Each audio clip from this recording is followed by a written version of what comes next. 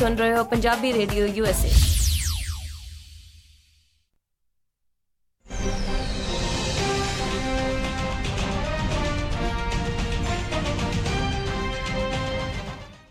Punjabi radio USA ਸੁਣ ਰਹੇ ਸਾਰੇ ਹੀ ਮਾਣਯੋਗ ਅਤੇ ਸਤਿਕਾਰਤ ਸਰੋਤਿਆਂ ਨੂੰ ਪੰਜਾਬੀ ਰੇਡੀਓ USA ਦੀ ਟੀਮ ਅਤੇ ਮੇਰੇ ਰਾਜਕਨਵੀਰ ਸਿੰਘ ਵੱਲੋਂ ਆਪ ਜੀ ਨੂੰ ਬਹੁਤ ਪਿਆਰ ਸਤਿਕਾਰ ਸਹਿਤ ਦੋਨੋਂ ਅੱਜ ਜੁੜ ਕੇ ਨਿੱਕੀ ਜਿਹੀ ਸਤਿ ਸ੍ਰੀ ਅਕਾਲ ਸਭ ਨੂੰ ਜੀ ਨੂੰ ਆਖਦੇ ਹਾਂ।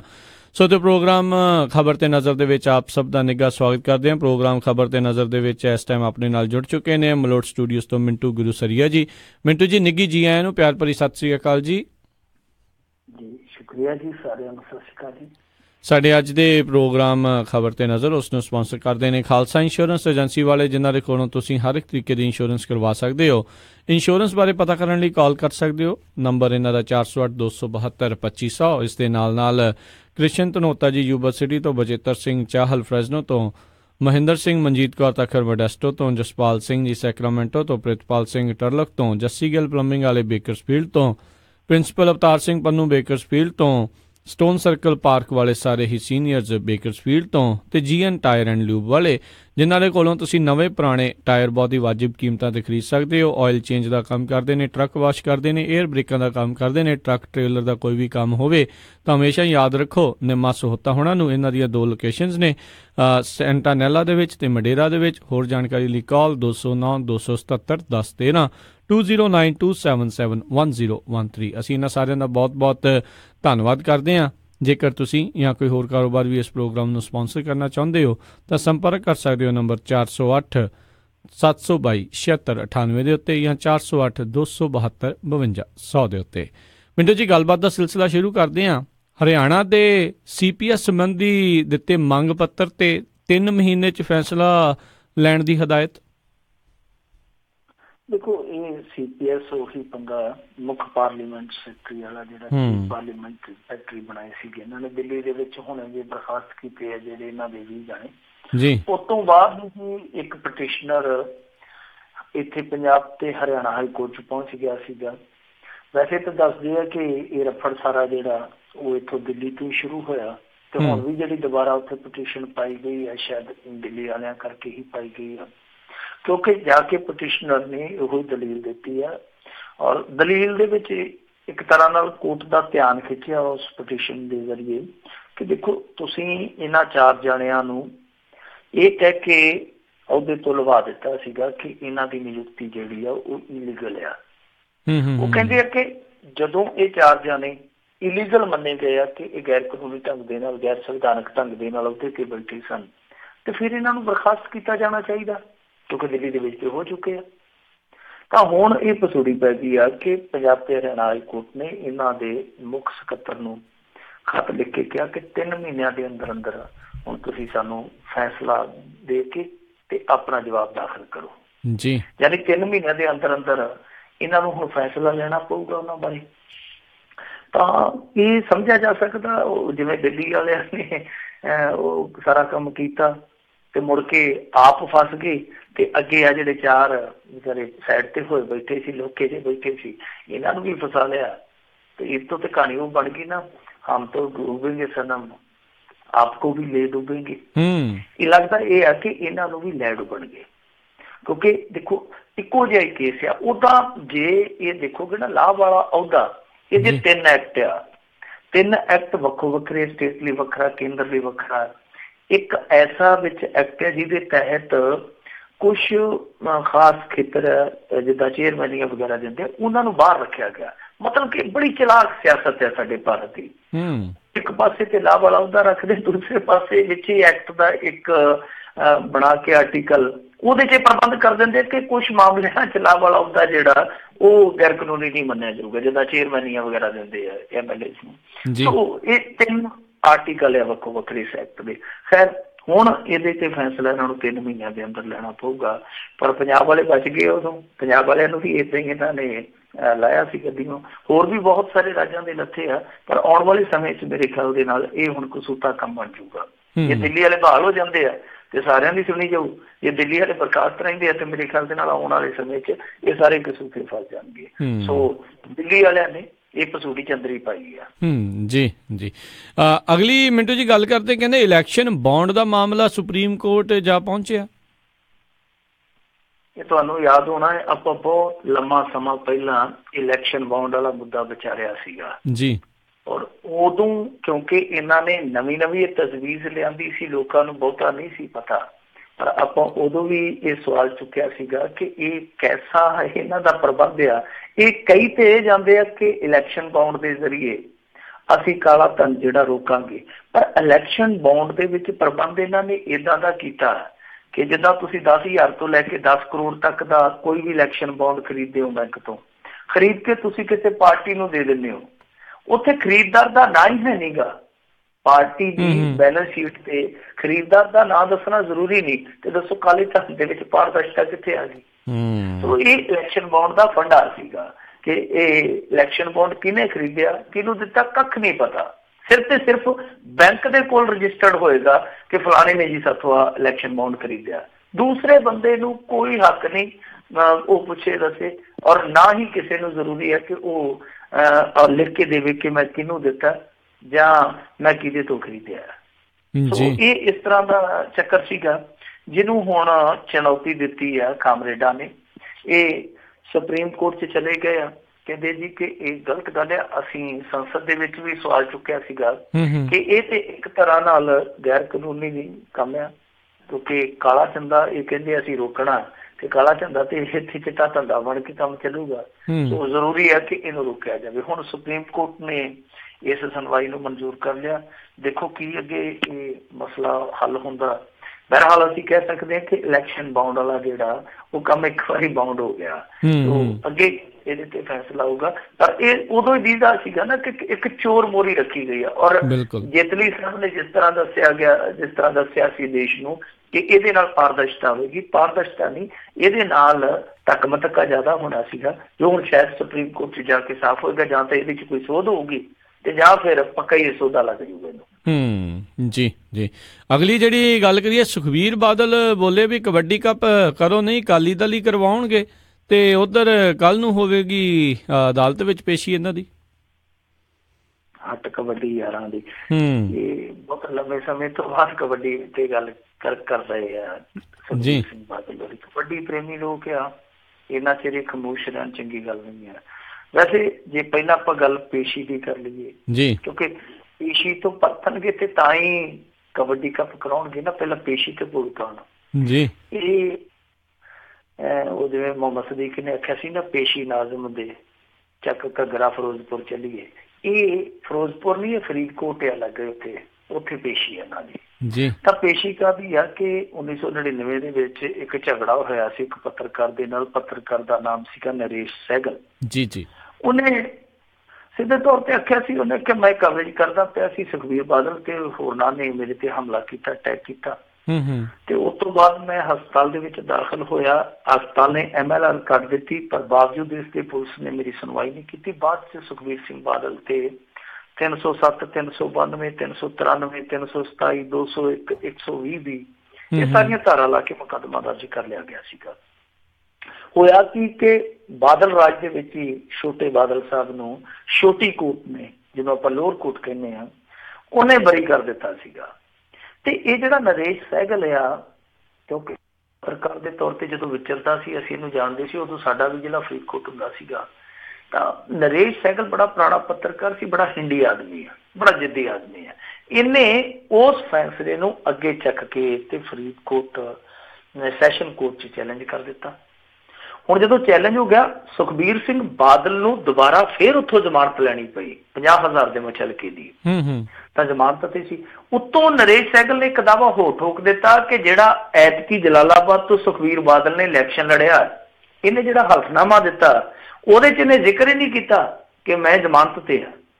ਉਹ ਵੀ ਇਹਨੇ ਮੁੱਦਾ ਚੁੱਕ ਲਿਆ ਸੀ। ਉਸ ਮੁੱਦੇ ਦਾ ਕੀ ਬਣਿਆ ਪਤਾ ਨਹੀਂ, ਇਹਨੇ ਚੋਣ ਕਮਿਸ਼ਨ ਦੇ ਕੋਲ ਸ਼ਿਕਾਇਤ ਫਾਈਲ ਕੀਤੀ ਹੈ ਜਾਂ ਨਹੀਂ ਕੀਤੀ, ਪਰ ਉਦੋਂ ਇਲੈਕਸ਼ਨਾਂ ਦੇ ਵਿੱਚ ਇਹਨੇ ਮੁੱਦਾ ਚੁੱਕ ਲਿਆ ਸੀ ਨਰੇਸ਼ ਸਹਿਗਲ ਨੇ। ਖੈਰ ਹੁਣ ਇਹ ਚੱਕਰ ਆ ਕਿ ਜਿਹੜੀ ਇਹਨੇ ਅਪੀਲ ਪਾਈ ਸੀ, ਉਸ ਅਪੀਲ ਦੇ ਵਿੱਚੋਂ ਜਿਹੜੀ ਸੁਖਬੀਰ ਸਿੰਘ ਬਾਦਲ ਨੇ ਜ਼ਮਾਨਤ ਕਰਾਈ ਸੀ, ਉਹਦੀ ਹੁਣ ਸਵੇਰੇ ਪੇਸ਼ੀ ਆ ਤੜਕੇ ਤੇ। ਇਹਨੇ ਹਾਜ਼ਰ ਹੋਣਾ ਸੁਖਬੀਰ ਸਿੰਘ ਬਾਦਲ ਨੇ। ਪਿਛਲੀ ਤਰੀਕ ਤੇ ਇਹਨਾਂ ਨੇ ਆਖਿਆ ਸੀਗਾ ਕਿਉਂਕਿ ਜੀ ਮੇਰੇ ਕੋਲ ਜੈਡ ਸਿਕਿਉਰਿਟੀ ਆ, ਮੈਂ ਇੱਥੇ ਆ ਨਹੀਂ ਸਕਦਾ, ਅਦਾਲਤ ਦੇ ਵਿੱਚ ਮੇਰਾ ਆਉਣਾ ਜਿਹੜਾ ਉਹ ਸੌਖਾ ਨਹੀਂ ਹੈ। ਤੇ ਨਰੇਸ਼ ਸਹਿਗਲ ਕੇਸ ਵੀ ਆਪਦਾ ਆਪ ਹੀ ਝਗੜਦਾ, ਵਕਾਲਤ ਵੀ ਆਪ ਹੀ ਆਪਣੀ ਕਰਦਾ।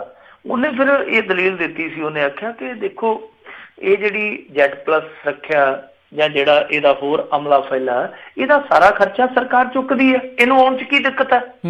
ਜਦੋਂ ਖਰਚਾ ਸਰਕਾਰੀ ਹੈ ਤੇ ਦੱਸੋ ਇਹਨੂੰ ਦਿੱਕਤ ਕੀ ਹੈ? ਉਹਨਾਂ ਨੇ ਖੜਨਾ ਹੀ ਹੈ ਤੇ ਖੜਨ ਜੋਗੀ ਥਾਂ ਹੈਗੀ ਹੈ ਇੱਥੇ, ਕੋਈ ਗੱਲ ਨਹੀਂ, ਆਉਣ ਦਿਓ। ਤੇ ਜੇ ਨਹੀਂ ਆਉਂਦਾ ਤੇ ਫਿਰ ਇਹਦਾ ਜਿਹੜਾ ਜ਼ਮਾਨਤੀ ਬੌਂਡ ਆ 50,000 ਦਾ, ਫਿਰ ਰੱਦ ਕਰ ਦਿੱਤਾ ਜਾਵੇ। ਸੋ ਹੁਣ ਦੇਖੋ, ਕਿਉਂਕਿ ਅੱਗੇ ਤੇ ਜਿੰਨਾ ਚਿਰ ਵੀ ਤਰੀਕਾਂ ਪਈਆਂ, ਬਹੁਤਾ ਚਿਰ ਰਾਜ ਇਹਨਾਂ ਦਾ ਰਿਹਾ ਤੇ ਰਾਜ ਆਪਣੇ 'ਚ ਕਦੇ ਸੁਖਬੀਰ ਸਿੰਘ ਬਾਦਲ ਉੱਥੇ ਗਿਆ ਹੀ ਨਹੀਂ, ਉਹ ਤਾਂ ਨਹੀਂ ਗਿਆ ਸੀ ਜਿੱਦਣ ਬਰੀ ਹੋਣਾ ਸੀਗਾ। ਹੁਣ ਐਤਕੀ ਦੇਖੋ ਕੀ ਬਣਦਾ, ਜਾਂਦਾ ਜਾਂ ਨਹੀਂ ਬਣਦਾ, ਤੜਕੇ ਸਮਾਂ ਦੱਸੂਗਾ ਇਹਦਾ ਕੀ ਗੇੜ ਬਣਦਾ। ਪਰ ਦੂਜੇ ਪਾਸੇ ਜਿਹੜੀ ਕਬੱਡੀ ਦੀ ਗੱਲ ਆ, ਸੁਖਬੀਰ ਬਾਦਲ ਨੇ ਮੰਗ ਤੇ ਕੀਤੀ ਆ ਕਿ ਕਬੱਡੀ ਕੱਪ ਕਰਵਾਓ, ਜੇ ਨਹੀਂ ਤੇ ਭਾਈ ਫਿਰ ਅਕਾਲੀ ਦਲ ਆਪਣੇ ਪੱਧਰ ਤੇ ਕਰਵਾਊਗਾ। ਤੇ ਹੁਣ ਕੈਪਟਨ ਅਮਰਿੰਦਰ ਸਿੰਘ ਸ਼ੁਕਰ ਕਰੋ ਕਿਤੇ ਉਹਨੇ ਅੱਗੋਂ ਇਹ ਨਹੀਂ ਕਹਿਤਾ ਕਿ ਮਾਂ ਮੋਈ ਫੋਸੀ ਫੋਸੀ ਤੇ ਪੁੱਤ ਘੀਰੇ ਮਨਸੇ। ਸਾਡੇ ਤੇ ਇੱਥੇ ਜਿਹੜੇ ਮੁਲਾਜ਼ਮ ਹੈ ਵਿਚਾਰੇ, ਉਹ ਤਨਖਾਹਾਂ ਖੁਣੋ ਕੀਰਨੇ ਪਾਉਣ ਡਏ ਆ। ਅਸੀਂ ਹੁਣ ਕਬੱਡੀ ਜਿਹੜੀ ਉਹ ਜੇਲ੍ਹਾਂ ਦੇ ਕੈਦੀ ਵੇਚ ਕੇ ਕਰਵਾ ਲਈਏ, ਸਾਡੇ ਕੋਲ ਤਾਂ ਪੈਸਾ ਹੈ ਨਹੀਂਗਾ। ਪਰ ਇਹ ਕਹਿੰਦੇ ਕਿ ਕਰਵਾਓ ਜੀ, ਤੁਸੀਂ ਕਬੱਡੀ ਪ੍ਰੇਮੀਆਂ ਨੂੰ ਨਿਰਾਸ਼ ਕਰਦੇ ਪਏ ਹੋ। ਅਸੀਂ ਇਹ ਬਹੁਤ ਚੈਂਪੀਅਨਸ਼ਿਪਾਂ ਸ਼ੁਰੂ ਕਰਵਾਈਆਂ ਸੀਗੀਆਂ, ਰੌਣਕ ਮੇਲੇ ਸ਼ੁਰੂ ਕਰਵਾਏ ਸੀ, ਨੌਜਵਾਨ ਇੱਧਰ ਨੂੰ ਆ ਰਹੇ ਸੀ, ਅਸੀਂ ਤੇ ਮਸਾਂ ਇਸ ਕੰਮ ਲਾਏ ਤੇ ਤੁਸੀਂ ਬੇੜਾ ਹੀ ਗਰਕ ਕਰੀ ਜਾਂਦੇ ਹੋ। ਕਰਾਓ ਫਿਰ, ਨਹੀਂ ਤਾਂ ਅਸੀਂ ਆਪਣੇ ਪੱਧਰ ਤੇ ਕਰਾਵਾਂਗੇ। ਪਰ ਸੁਖਬੀਰ ਸਿੰਘ ਬਾਦਲ ਜੀ ਆਪਣੇ ਪੱਧਰ ਤੇ ਕਰਵਾ ਲੈਣ, ਕੋਈ ਚੱਕਰ ਨਹੀਂ ਹੈਗਾ। ਪਰ ਜਿਹੜਾ ਇਹਨਾਂ ਨੇ ਲਾਸਟ ਵਰਲਡ ਕੱਪ ਕਰਵਾਇਆ ਸੀ, ਉਹਦਾ 9.5 ਕਰੋੜ ਰੁਪਈਆ ਨਾਮ ਹਾਲੇ ਬਕਾਇਆ ਪਿਆ। ਆ ਨਵੰਬਰ 27 ਨੂੰ ਪੰਜਾਬ ਕੇਸਰੀ ਨੇ ਇੱਕ ਬਹੁਤ ਵੱਡੀ ਰਿਪੋਰਟ ਸ਼ਾਇਆ ਕੀਤੀ ਸੀ ਕਿ ਉਹ ਜਿਹੜੇ ਇੱਥੋਂ ਜਿੱਤੇ ਆ ਖਿਡਾਰੀ ਜਾਂ ਜਿਹੜੇ ਪਾਰਟੀਸਪੇਟਡ ਖਿਡਾਰੀ ਸੀ, ਉਹ ਤੇ ਬੌੜੀ ਕਰਦੇ ਆ ਕਿ ਹੁਣ ਤੇ ਦਿਓ ਸਾਡੇ ਨਾਮ ਜੀ। ਉਹਨਾਂ ਦੇ ਨਾਮ ਤੇ ਸਰਕਾਰ ਬਦਲੀ ਤੋਂ ਬਾਅਦ ਵੀ ਨਹੀਂ ਦਿੱਤੇ ਗਏ।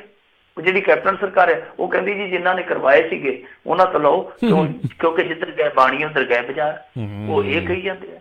ਸੋ ਜਿਹੜਾ ਪਿਛਲਾ ਬਕਾਇਆ ਉਹ ਕਲੀਅਰ ਕਰੋ, ਅੱਗੇ ਫਿਰ ਕਬੱਡੀ ਕੱਪ ਕਰਾ ਲਿਓ, ਕਿਸੇ ਨੂੰ ਕੋਈ ਇਤਰਾਜ਼ ਨਹੀਂ ਹੈ। ਜੀ ਜੀ ਜੀ, ਦੇਖਦੇ ਹਾਂ ਜਿਹੜਾ ਜੀ ਕੀ ਬਣਦਾ ਆ। ਉਧਰ ਅਗਲੀ ਮਿੰਟੂ ਜੀ ਗੱਲ ਕਰੀਏ, ਇਨਸਾਫ ਲੈਣ ਦੇ ਲਈ ਨੌਜਵਾਨ ਨੇ ਕੀਤਾ ਲਾਈਵ ਸੁਸਾਈਡ, ਇੱਦਾਂ ਦਾ ਰੁਝਾਨ ਮਿੰਟੂ ਜੀ ਬਹੁਤ ਜ਼ਿਆਦਾ ਹੋਣ ਲੱਗ ਗਿਆ ਹੁਣ। ਬਿਲਕੁਲ ਇੱਦਾਂ ਦੀਆਂ ਖਬਰਾਂ ਅਸੀਂ ਕਿਤੇ ਟਾਮੀਆਂ ਇਹਨਾਂ ਪੱਛਮੀ ਦੇਸ਼ਾਂ 'ਚੋਂ ਦੇਖਦੇ ਹੁੰਦੇ ਸਾਂ ਜੀ, ਇਸ ਤਰ੍ਹਾਂ ਦੀਆਂ। ਤੇ ਹੁਣ ਤੇ ਇੱਧਰ ਸਾਡੇ ਪੰਜਾਬ 'ਚ ਆਮ ਹੀ ਹੋ ਰਹੀਆਂ ਨੇ। ਤੇ ਮੇਰੇ ਖਿਆਲ ਦੇ ਨਾਲ ਪੱਛਮੀ ਦੇਸ਼ਾਂ ਨਾਲੋਂ ਜ਼ਿਆਦਾ ਇਸ ਤਰ੍ਹਾਂ ਦੀਆਂ ਘਟਨਾਵਾਂ ਹੁਣ ਇੱਥੇ ਹੁੰਦੀਆਂ ਪਈਆਂ। ਇਹ ਬੜਾ ਖਤਰਨਾਕ ਰੁਝਾਨ ਆ। ਪਰ ਦੇਖੋ ਇਹ ਜਿਹੜਾ ਸੁਸਾਈਡ ਆ, ਇਹ ਅਟੈਂਪਟ ਹੋਇਆ, ਪਰ ਖੁਸ਼ਕਿਸਮਤੀ ਇਹ ਆ ਕਿ ਉਹ ਮੁੰਡਾ ਹਾਲੇ ਬਚ ਗਿਆ। ਅੱਗੇ ਕੀ ਹੋਣਾ ਕੁਛ ਨਹੀਂ ਕਿਹਾ ਜਾ ਸਕਦਾ। ਸੋ ਇਹ ਘਟਨਾ ਹੈਗੀ ਆ ਮੁਕਤਸਰ ਦੇ ਲਾਗੇ ਦੀ। ਇਹ ਮੁੰਡਾ 4-5 ਮਿੰਟ ਬੋਲਦਾ ਲਾਈਵ ਫੇਸਬੁੱਕ ਤੇ, ਔਰ ਬੋਲ ਕੇ ਦੱਸਦਾ, ਕਹਿੰਦਾ ਜੀ ਕਿ 4 ਕਿੱਲੇ ਜ਼ਮੀਨ ਮੇਰੇ ਤਾਏ ਨੇ, ਜਿਹੜਾ ਕਿ ਤਹਿਸੀਲਦਾਰ ਸੀਗਾ, ਉਹਨੇ ਇਹ ਕਹਿ ਕੇ ਧੋਖੇ ਨਾਲ ਲੈ ਲਈ ਕਿ ਆਪਾਂ ਲੋਨ ਕਰਾਉਣਾ, ਤੇ ਉਹਨੇ ਰਜਿਸਟਰੀ ਕਰਵਾ ਲਈ, ਬੈਕ ਕਰਵਾ ਲਈ, ਤੇ ਜ਼ਮੀਨ ਮੇਰੇ ਥੱਲੇ ਹੀ ਆ। 8 ਸਾਲ ਹੋ ਗਏ ਆ, ਕਬਜ਼ਾ ਮੇਰੇ ਕੋਲ ਹੀ ਆ। ਹੁਣ ਜਦੋਂ ਸਾਨੂੰ ਪਤਾ ਲੱਗਾ ਤੇ ਮੈਂ ਤਾਂ ਬਹੁਤ ਦੁਖੀ ਹਾਂ। ਉਹ ਫਿਰ ਇੰਨੀਆਂ ਗੱਲਾਂ ਕਰਕੇ ਕਰਾ ਕੇ ਕਿ ਮੇਰੇ ਤਾਏ ਕੋਲ ਬੜੀ ਨਜਾਇਜ਼ ਪ੍ਰਾਪਰਟੀ ਹੈ, ਇਹ ਹੈ, ਉਹ ਹੈ, ਜੋ ਹੈ। ਅਖੀਰ ਦੇ ਵਿੱਚ ਉਹ ਛਾਤੀ ਤੇ ਪਿਸਤੌਲ ਰੱਖ ਕੇ ਤੇ ਗੋਲੀ ਮਾਰਦਾ ਆਪਣੇ ਆਪ ਨੂੰ, ਉਹਦਾ ਹੀ ਦੀਦਾ। ਉਹ ਮੁੰਡਾ ਡਿੱਗ ਪੈਂਦਾ ਬਾਅਦ ਵਿੱਚ। ਮੁੰਡਾ ਜਵਾਨ ਆ, ਨਰੋਇਆ ਮੁੰਡਾ। ਫਿਰ ਉਹਨੂੰ ਹਸਪਤਾਲ ਖੜਿਆ ਜਾਂਦਾ, ਜਦ ਤੱਕ ਇਸ ਸਮੇਂ ਜ਼ਿੰਦਗੀ ਤੇ ਮੌਤ ਦੇ ਵਿਚਾਲੇ ਝੂਲਦਾ ਪਿਆ ਜੀ। ਪਰ ਉਹਦੇ ਬਾਰੇ ਜਿਹੜੀਆਂ ਖਬਰਾਂ ਛਣ ਕੇ ਆਉਂਦੀਆਂ ਪਈਆਂ ਨੇ, ਉਹ ਇਹ ਆ ਕਿ ਉਹ ਮੁੰਡਾ NDPS ਐਕਟ ਦੇ ਵਿੱਚ ਨਾਮਜ਼ਦ ਵੀ ਰਿਹਾ, ਜ਼ਮਾਨਤ ਤੇ ਆ। ਇਸ ਤੋਂ ਇਲਾਵਾ ਇੱਕ ਉੱਥੋਂ ਦਾ ਪੱਤਰਕਾਰ ਹੈ ਜਿਹੜਾ ਬਹੁਤ ਵਧੀਆ ਮੁੰਡਾ ਪੱਤਰਕਾਰੀ ਦਾ ਕੰਮ ਕਰਦਾ, ਉਹਨੇ ਆਪਣੇ ਹੁਣੇ ਇੱਥੇ ਫੇਸਬੁੱਕ ਪੋਸਟ ਤੇ ਵੀ ਲਿਖ ਕੇ ਪਾਇਆ ਕਿ ਇਹ ਮੁੰਡਾ ਅਸਲ ਦੇ ਵਿੱਚ ਜ਼ਮੀਨ ਵੇਚ ਚੁੱਕਾ ਸੀ। ਪਰ ਜਿਵੇਂ ਆਪਾਂ ਕਈ ਵਾਰ ਪਰਿਵਾਰਾਂ ਦੇ ਵਿੱਚ ਇਸ ਤਰ੍ਹਾਂ ਦਾ ਕੰਮ ਕਰ ਲੈਂਦੇ ਆ ਕਿ ਕੋਈ ਗੱਲ ਨਹੀਂ, ਜ਼ਮੀਨ ਤੇ ਚਲੋ ਕਿਸੇ ਲੋੜਵੰਦ ਨੇ ਆਪਣੀ ਲੋੜ ਨੂੰ ਵੇਚ ਲਈ ਆ, ਤਾਂ ਜ਼ਮੀਨ ਚਲੋ ਵਾਹੀ ਜਾਵੇ, ਠੇਕਾ ਦਿੱਤੀ ਜਾਵੇ। ਮਤਲਬ ਕਿ ਇਸ ਤਰ੍ਹਾਂ ਦਾ ਕੋਈ ਸਿਸਟਮ ਸੀ। ਯਾਨੀ ਇੱਕ ਧਿਰ ਇਹ ਕਹਿ ਰਹੀ ਹੈ, ਜਿਹਨੇ ਗੋਲੀ ਮਾਰੀ ਹੈ ਖੁਦ ਨੂੰ, ਉਹ ਇਹ ਕਹਿ ਰਹੀ ਹੈ ਧਿਰ ਕਿ ਭਾਈ ਸਾਡੀ ਜ਼ਮੀਨ ਧੋਖੇ ਨਾਲ ਇਹਨਾਂ ਨੇ ਬੈ ਕਰਾ ਲਈ ਆ। ਪਰ ਜਿਹੜੀ ਦੂਸਰੀ ਧਿਰ ਆ, ਉਹ ਕਹਿੰਦੇ ਕਿ ਅਸੀਂ ਬੈ ਪੈਸੇ ਦੇ ਕੇ ਕਰਵਾਈ ਸੀਗੀ। ਮੁੰਡਾ ਲਗਜ਼ਰੀ ਜ਼ਿੰਦਗੀ ਜਿਉਂਦਾ, ਤੇ ਇੱਥੋਂ ਤੱਕ ਵੀ ਦਾਅਵਾ ਕੀਤਾ ਜਾ ਰਿਹਾ ਕਿ 2 ਸ਼ਾਦੀਆਂ ਉਹਦੀਆਂ। ਤਾਂ ਇਹ 2 ਪੱਖ ਨਿਕਲ ਕੇ ਆਉਂਦੇ ਪਏ। ਕਿਹੜਾ ਪੱਖ ਸਹੀ ਹੈ, ਕਿਹੜਾ ਪੱਖ ਗਲਤ ਆ, ਉਹ ਤੇ ਚਲੋ ਬਾਅਦ ਦੀ ਗੱਲ। ਵੈਸੇ ਦੱਸਦੇ ਕਿ ਸ਼ਿਕਾਇਤ ਪੁਲਿਸ ਕੋਲ ਵੀ ਪਹੁੰਚੀ ਹੋਈ ਸੀ। ਇਹ ਇੱਕ ਬਹੁਤ ਮਾੜੀ ਗੱਲ ਆ ਕਿ ਪੁਲਿਸ ਦੇ ਕੋਲ ਸ਼ਿਕਾਇਤ ਪਹੁੰਚ ਵੀ ਜਾਂਦੀ ਆ, ਪਰ ਪੁਲਿਸ ਇਹੋ ਜਿਹੇ ਮਸਲਿਆਂ ਨੂੰ ਹੱਲ ਨਹੀਂ ਕਰਵਾ ਪਾਉਂਦੀ। ਜਿੱਦਾਂ ਇੱਕ ਪੰਚਾਇਤੀ ਤੌਰ ਤੇ ਆਪਾਂ ਹੱਲ ਕਰਵਾ ਦਿੰਦੇ ਹਾਂ ਚੀਜ਼ ਦਾ ਫੌਰੀ ਤੌਰ ਤੇ, ਇਸ ਤਰ੍ਹਾਂ ਦਾ ਹੱਲ ਨਹੀਂ ਕੱਢ ਪਾਉਂਦੀ ਪੁਲਿਸ। ਸਾਡੇ ਇੱਥੇ ਇਹ ਵੀ ਇੱਕ ਨਕੰਮਾ ਬਣਿਆ। ਪਰ ਜੋ ਮੁੰਡੇ ਨੇ ਕੀਤਾ ਉਹ ਨਹੀਂ ਸੀ ਹੋਣਾ ਚਾਹੀਦਾ, ਚਾਹੇ ਮੁੰਡਾ ਗਲਤ ਸੀ ਚਾਹੇ ਦੂਜੇ ਗਲਤ ਸਨ। ਪਰ ਜਿੱਦਾਂ ਤੁਸੀਂ ਕਿਹਾ ਇਹ ਰੁਝਾਨ ਬਣਦਾ ਜਾ ਰਿਹਾ। ਲੁਧਿਆਣੇ 'ਚ ਇੱਕ ਮੁੰਡੇ ਨੇ ਇਸੇ ਤਰ੍ਹਾਂ ਲਾਈਵ ਸੁਸਾਈਡ ਕੀਤਾ, ਫਿਰ ਦੁਆਬੇ 'ਚੋਂ ਇੱਕ ਆਈ ਵੀਡੀਓ, ਫਿਰ ਇੱਕ ਦੁਆਬੇ 'ਚੋਂ ਆਈ, ਇੱਕ ਗੁਰਦਾਸਪੁਰੋਂ ਆਈ ਏਦਾਂ ਦੀ। ਥੋੜੇ ਦਿਨ ਪਹਿਲਾਂ ਇੱਕ ਕ੍ਰੇਨ ਆਪਰੇਟਰ ਨੇ ਖੁਦਕੁਸ਼ੀ ਕੀਤੀ ਲਾਈਵ। ਸੋ ਇਹ ਬਿਲਕੁਲ ਟ੍ਰੈਂਡ ਜਿਹਾ ਬਣਦਾ ਜਾ ਰਿਹਾ, ਤਾਂ ਇਹਦੇ ਤੇ ਕੋਈ ਨਾ ਕੋਈ ਮੇਰੇ ਖਿਆਲ ਦੇ ਨਾਲ ਸਾਨੂੰ ਕੋਈ ਐਕਸ਼ਨ ਲੈਣਾ ਪਊਗਾ, ਕਿਉਂਕਿ ਜਿੰਨੀਆਂ ਲਾਈਵ ਖੁਦਕੁਸ਼ੀਆਂ ਹੋਣਗੀਆਂ ਅੱਗੇ ਚੱਲ ਕੇ ਜਿਹੜੇ ਨਿਰਾਸ਼ ਲੋਕ ਆ, ਹਤਾਸ਼ ਲੋਕ ਆ, ਕਿਉਂਕਿ ਸਿਸਟਮ ਤੋਂ ਵੀ ਬਹੁਤ ਸਾਰੇ ਲੋਕ ਜਿਹੜੇ ਹਤਾਸ਼ ਹੋ ਜਾਂਦੇ, ਕਈ ਵਾਰੀ ਨਿਰਾਸ਼ ਹੋ ਜਾਂਦੇ, ਤਾਂ ਉਹ ਵੀ ਇੱਕ ਇਨਸਾਫ ਦਾ ਜ਼ਰੀਆ ਬਣਾਉਣਗੇ ਕਿ ਸਾਡੀ ਕੋਈ ਗੱਲ ਤੇ ਸੁਣਦਾ ਨਹੀਂ, ਘੱਟੋ ਘੱਟ ਅਸੀਂ ਸੋਸ਼ਲ ਮੀਡੀਆ ਯੂਜ਼ ਕਰ ਲਈਏ। ਤਾਂ ਇਹਦੇ ਨਾਲ ਕੀ ਹੋਏਗਾ ਕਿ ਇਹ ਰੁਝਾਨ ਜਿਹੜਾ ਉਹ ਅੱਗੇ ਵੱਧਦਾ ਜਾਏਗਾ। ਇਹਨੂੰ ਠੱਲ ਪਾਉਣ ਦੀ ਲੋੜ ਆ। ਜੀ ਜੀ ਬਿਲਕੁਲ। ਤੇ ਇੱਕ ਜ਼ਰੂਰ ਸਪੋਰਟ ਸਿਸਟਮ ਵੀ ਕਿਤੇ ਨਾ ਕਿਤੇ ਚਾਹੀਦਾ ਆ, ਪਰਿਵਾਰਾਂ ਦੇ ਵਿੱਚ ਹੋਵੇ ਜਾਂ ਭਾਈਚਾਰੇ ਕਮਿਊਨਿਟੀ ਵੱਲੋਂ ਵੀ ਅਜਿਹੇ ਜਿਹੇ ਹਤਾਸ਼ ਲੋਕਾਂ ਨੂੰ ਕੋਈ ਹੌਸਲਾ ਅਫਜ਼ਾਈ ਜਿਹੜੀ ਉਹ ਦਿੱਤੀ ਜਾ ਸਕੇ। ਇਹ ਰਾਜ ਕਰਨਵੀਰ ਸਿੰਘ ਜੀ, ਸਾਡੇ ਪੰਜਾਬੀ ਸੱਭਿਆਚਾਰ ਨੂੰ ਨਾ ਬੜੀ ਵੱਡੀ ਠੇਸ ਵੱਜੀ ਆ। ਠੇਸ ਇਸ ਪੱਖੋਂ ਵੱਜੀ ਆ ਕਿਉਂਕਿ ਸਾਡੇ ਪਰਿਵਾਰ ਪਹਿਲਾਂ ਸਾਂਝੇ ਪਰਿਵਾਰ ਸੀ, ਹੁਣ ਹੋ ਗਏ ਇਕਾਂਕੀ ਪਰਿਵਾਰ। ਜੀ ਜੀ। ਉਹ ਜਦੋਂ ਸਾਂਝੇ ਪਰਿਵਾਰ ਸੀ ਨਾ, ਉਦੋਂ ਇਸ ਤਰ੍ਹਾਂ ਦੀਆਂ ਸਮੱਸਿਆਵਾਂ ਘੱਟ ਸੀ। ਜੇ ਭਤੀਜਾ ਕਿਤੇ ਢਿੱਲਾ ਜਿਹਾ ਹੁੰਦਾ ਸੀ ਤੇ ਚਾਚਾ ਮੋਢੇ ਤੇ ਹੱਥ ਮਾਰ ਕੇ ਆਉਂਦਾ ਸੀ, ਆ ਜਾ ਪੁੱਤਰਾ ਤੁਰ ਫਿਰ ਕੇ ਆਈਏ। ਨਹੀਂ ਤੇ ਤਾਇਆ, ਦਾਦਾ, ਦਾਦੀ, ਬੰਦਾ ਦਿਲ ਕਿਤੇ ਨਾ ਕਿਤੇ ਖੋਲ ਲੈਂਦਾ ਸੀ। ਹੁਣ ਦਿਲ ਉਹ ਜਿਵੇਂ ਸਰਜੀਤ ਪਾਤਰ ਨੇ ਆਖਿਆ ਸੀ ਨਾ ਕਿ ਜੇ ਖੋਲਿਆ ਹੁੰਦਾ ਯਾਰਾਂ ਦੇ ਨਾਲ ਤੇ ਕਾਹਨੂੰ ਖੋਲਦੇ ਫਿਰ ਉਹ ਯਾਰਾਂ ਦੇ ਨਾਲ। ਦਿਲ ਉੱਥੇ ਦਿਲਦਾਰਾਂ ਦੇ ਨਾਲ ਖੋਲਿਆ ਨਹੀਂ ਜਾ ਰਿਹਾ। ਸਮੱਸਿਆ ਵੱਡੀ ਇਹ ਹੋਈ। ਬਿਲਕੁਲ ਤੁਸੀਂ ਸਹੀ ਕਿਹਾ। ਜੀ ਜੀ। ਤੇ ਅਗਲੀ ਮਿੰਟੂ ਜੀ ਗੱਲ ਕਰਦੇ ਹਾਂ ਅਫੀਮ, ਡਰੱਗ ਮਨੀ ਤੇ ਲੱਖਾਂ ਦੇ ਸੋਨੇ ਸਮੇਤ ਇੱਕ ਔਰਤ ਗ੍ਰਿਫਤਾਰ। ਦੇਖੋ ਇਹ ਜਿਹੜੀ ਔਰਤ ਗ੍ਰਿਫਤਾਰ ਹੋਈ ਹੈ, ਵੈਸੇ ਗ੍ਰਿਫਤਾਰ ਕਾਫੀ ਦਿਨ ਪਹਿਲਾਂ ਹੋ ਗਈ ਸੀ ਜੀ। ਇਹਦੇ ਤੋਂ ਇਨਵੈਸਟੀਗੇਸ਼ਨ ਵੀ ਹੋ ਗਈ ਤੇ ਫਿਰ ਉਸ ਤੋਂ ਬਾਅਦ ਇਹ ਜੁਡੀਸ਼ੀਅਲ ਵੀ ਹੋ ਗਈ। ਜੁਡੀਸ਼ੀਅਲ ਤੋਂ ਭਾਵ ਹੁੰਦਾ ਕਿ ਜੇਲ੍ਹ ਵਿੱਚ ਵੀ ਇਹਨੂੰ ਘਲਾ ਦਿੱਤਾ ਗਿਆ ਜੀ। ਬਾਅਦ ਦੇ ਵਿੱਚ ਇਹਨੂੰ ਜੇਲੋਂ ਫਿਰ ਰਿਮਾਂਡ ਤੇ ਲਿਆਂਦਾ ਗਿਆ ਔਰ ਅਦਾਲਤ 'ਚ ਪੇਸ਼ ਕੀਤਾ ਗਿਆ। ਅਦਾਲਤ 'ਚ ਪੇਸ਼ ਕਰਕੇ ਉਸ ਪੁਲਿਸ ਫੋਰਸ ਨੇ, ਜਿਹਨੂੰ ਆਪਾਂ STF ਕਹਿ ਦਿੰਦੇ ਹਾਂ, ਦਾਅਵਾ ਕੀਤਾ ਕਿ ਅਸੀਂ ਇਹਦਾ ਲੋਕਰ ਖੁਲਵਾਉਣਾ ਹੈ ਜੀ ਜੀ ਜੀ। ਬਾਅਦ 'ਚ ਪਤਾ ਲੱਗਾ ਹੋਊਗਾ ਪੁਲਿਸ ਨੂੰ ਕਿ ਇਸ ਬੀਬੀ ਦਾ ਇੱਕ ਲੋਕਰ ਵੀ ਰਹਿੰਦਾ ਬੈਂਕ ਦੇ ਵਿੱਚ। ਜਦੋਂ ਇਹਨਾਂ ਨੇ ਜਾ ਕੇ ਲੋਕਰ ਖੁਲਵਾਇਆ ਤੇ ਲੋਕਰ ਦੇ ਵਿੱਚੋਂ 116 ਗ੍ਰਾਮ ਅਫੀਮ, 1,91,000 ਰੁਪਏ ਦੀ ਡਰੱਗ ਮਨੀ, 707 ਗ੍ਰਾਮ ਦੇ ਸੋਨੇ ਦੇ ਗਹਿਣੇ, ਇਕੱਲੇ ਗਹਿਣੇ ਤੁਸੀਂ ਅੰਦਾਜ਼ਾ ਲਾ ਲਓ ਕਿ ਮੇਰੇ ਖਿਆਲ ਦੇ ਨਾਲ 20-25 ਲੱਖ ਦੇ ਹੋਣੇ ਆ। ਇਸ ਤੋਂ ਇਲਾਵਾ ਵੱਖ-ਵੱਖ ਪ੍ਰਾਪਰਟੀਜ਼ ਦੇ ਡਾਕੂਮੈਂਟ ਮਿਲੇ ਜਿਹੜੀ ਖਰੀਦੋ ਫਰੋਖਤ ਕੀਤੀ ਸੀਗੀ ਜੀ। ਸੋ ਇਹ ਬੀਬੀ ਜਿਹੜੀ ਸੀ ਅਸਲ ਦੇ ਵਿੱਚ ਇੱਕ ਐਸੇ ਡਰੱਗ ਪੈਡਲਰ ਦਾ ਹਿੱਸਾ ਸੀਗੀ ਜੋ ਜੇਲ੍ਹ ਦੇ ਵਿੱਚੋਂ ਆਪਰੇਟ ਕੀਤਾ ਜਾਂਦਾ ਸੀ। ਔਰ ਜੋ ਬੰਦਾ ਆਪਰੇਟ ਕਰਦਾ ਸੀਗਾ, ਮੈਂ ਉਹਨੂੰ ਨਿੱਜੀ ਤੌਰ ਤੇ ਵੀ ਜਾਣਦਾ, ਜਿਹਦੇ ਤੇ ਦੋਸ਼ ਲੱਗਦੇ ਪਏ ਕਿ ਉਹ ਬੰਦਾ ਜੇਲ੍ਹ ਚੋਂ ਬੈਠਾ ਹੀ ਆਪਰੇਟ ਕਰਦਾ ਸੀ। ਮੈਂ ਉਹਨੂੰ 2002 ਦਾ ਜੇਲ੍ਹ ਤੋਂ ਜਾਣਦਾ, ਉਦੋਂ ਵੀ ਜੇਲ੍ਹ ਦੇ ਵਿੱਚ ਹੀ ਸੀਗਾ ਉਹ ਜਿਹੜਾ ਪੁਲਿਸ 'ਚ ਨਾਮ ਆ ਰਿਹਾ।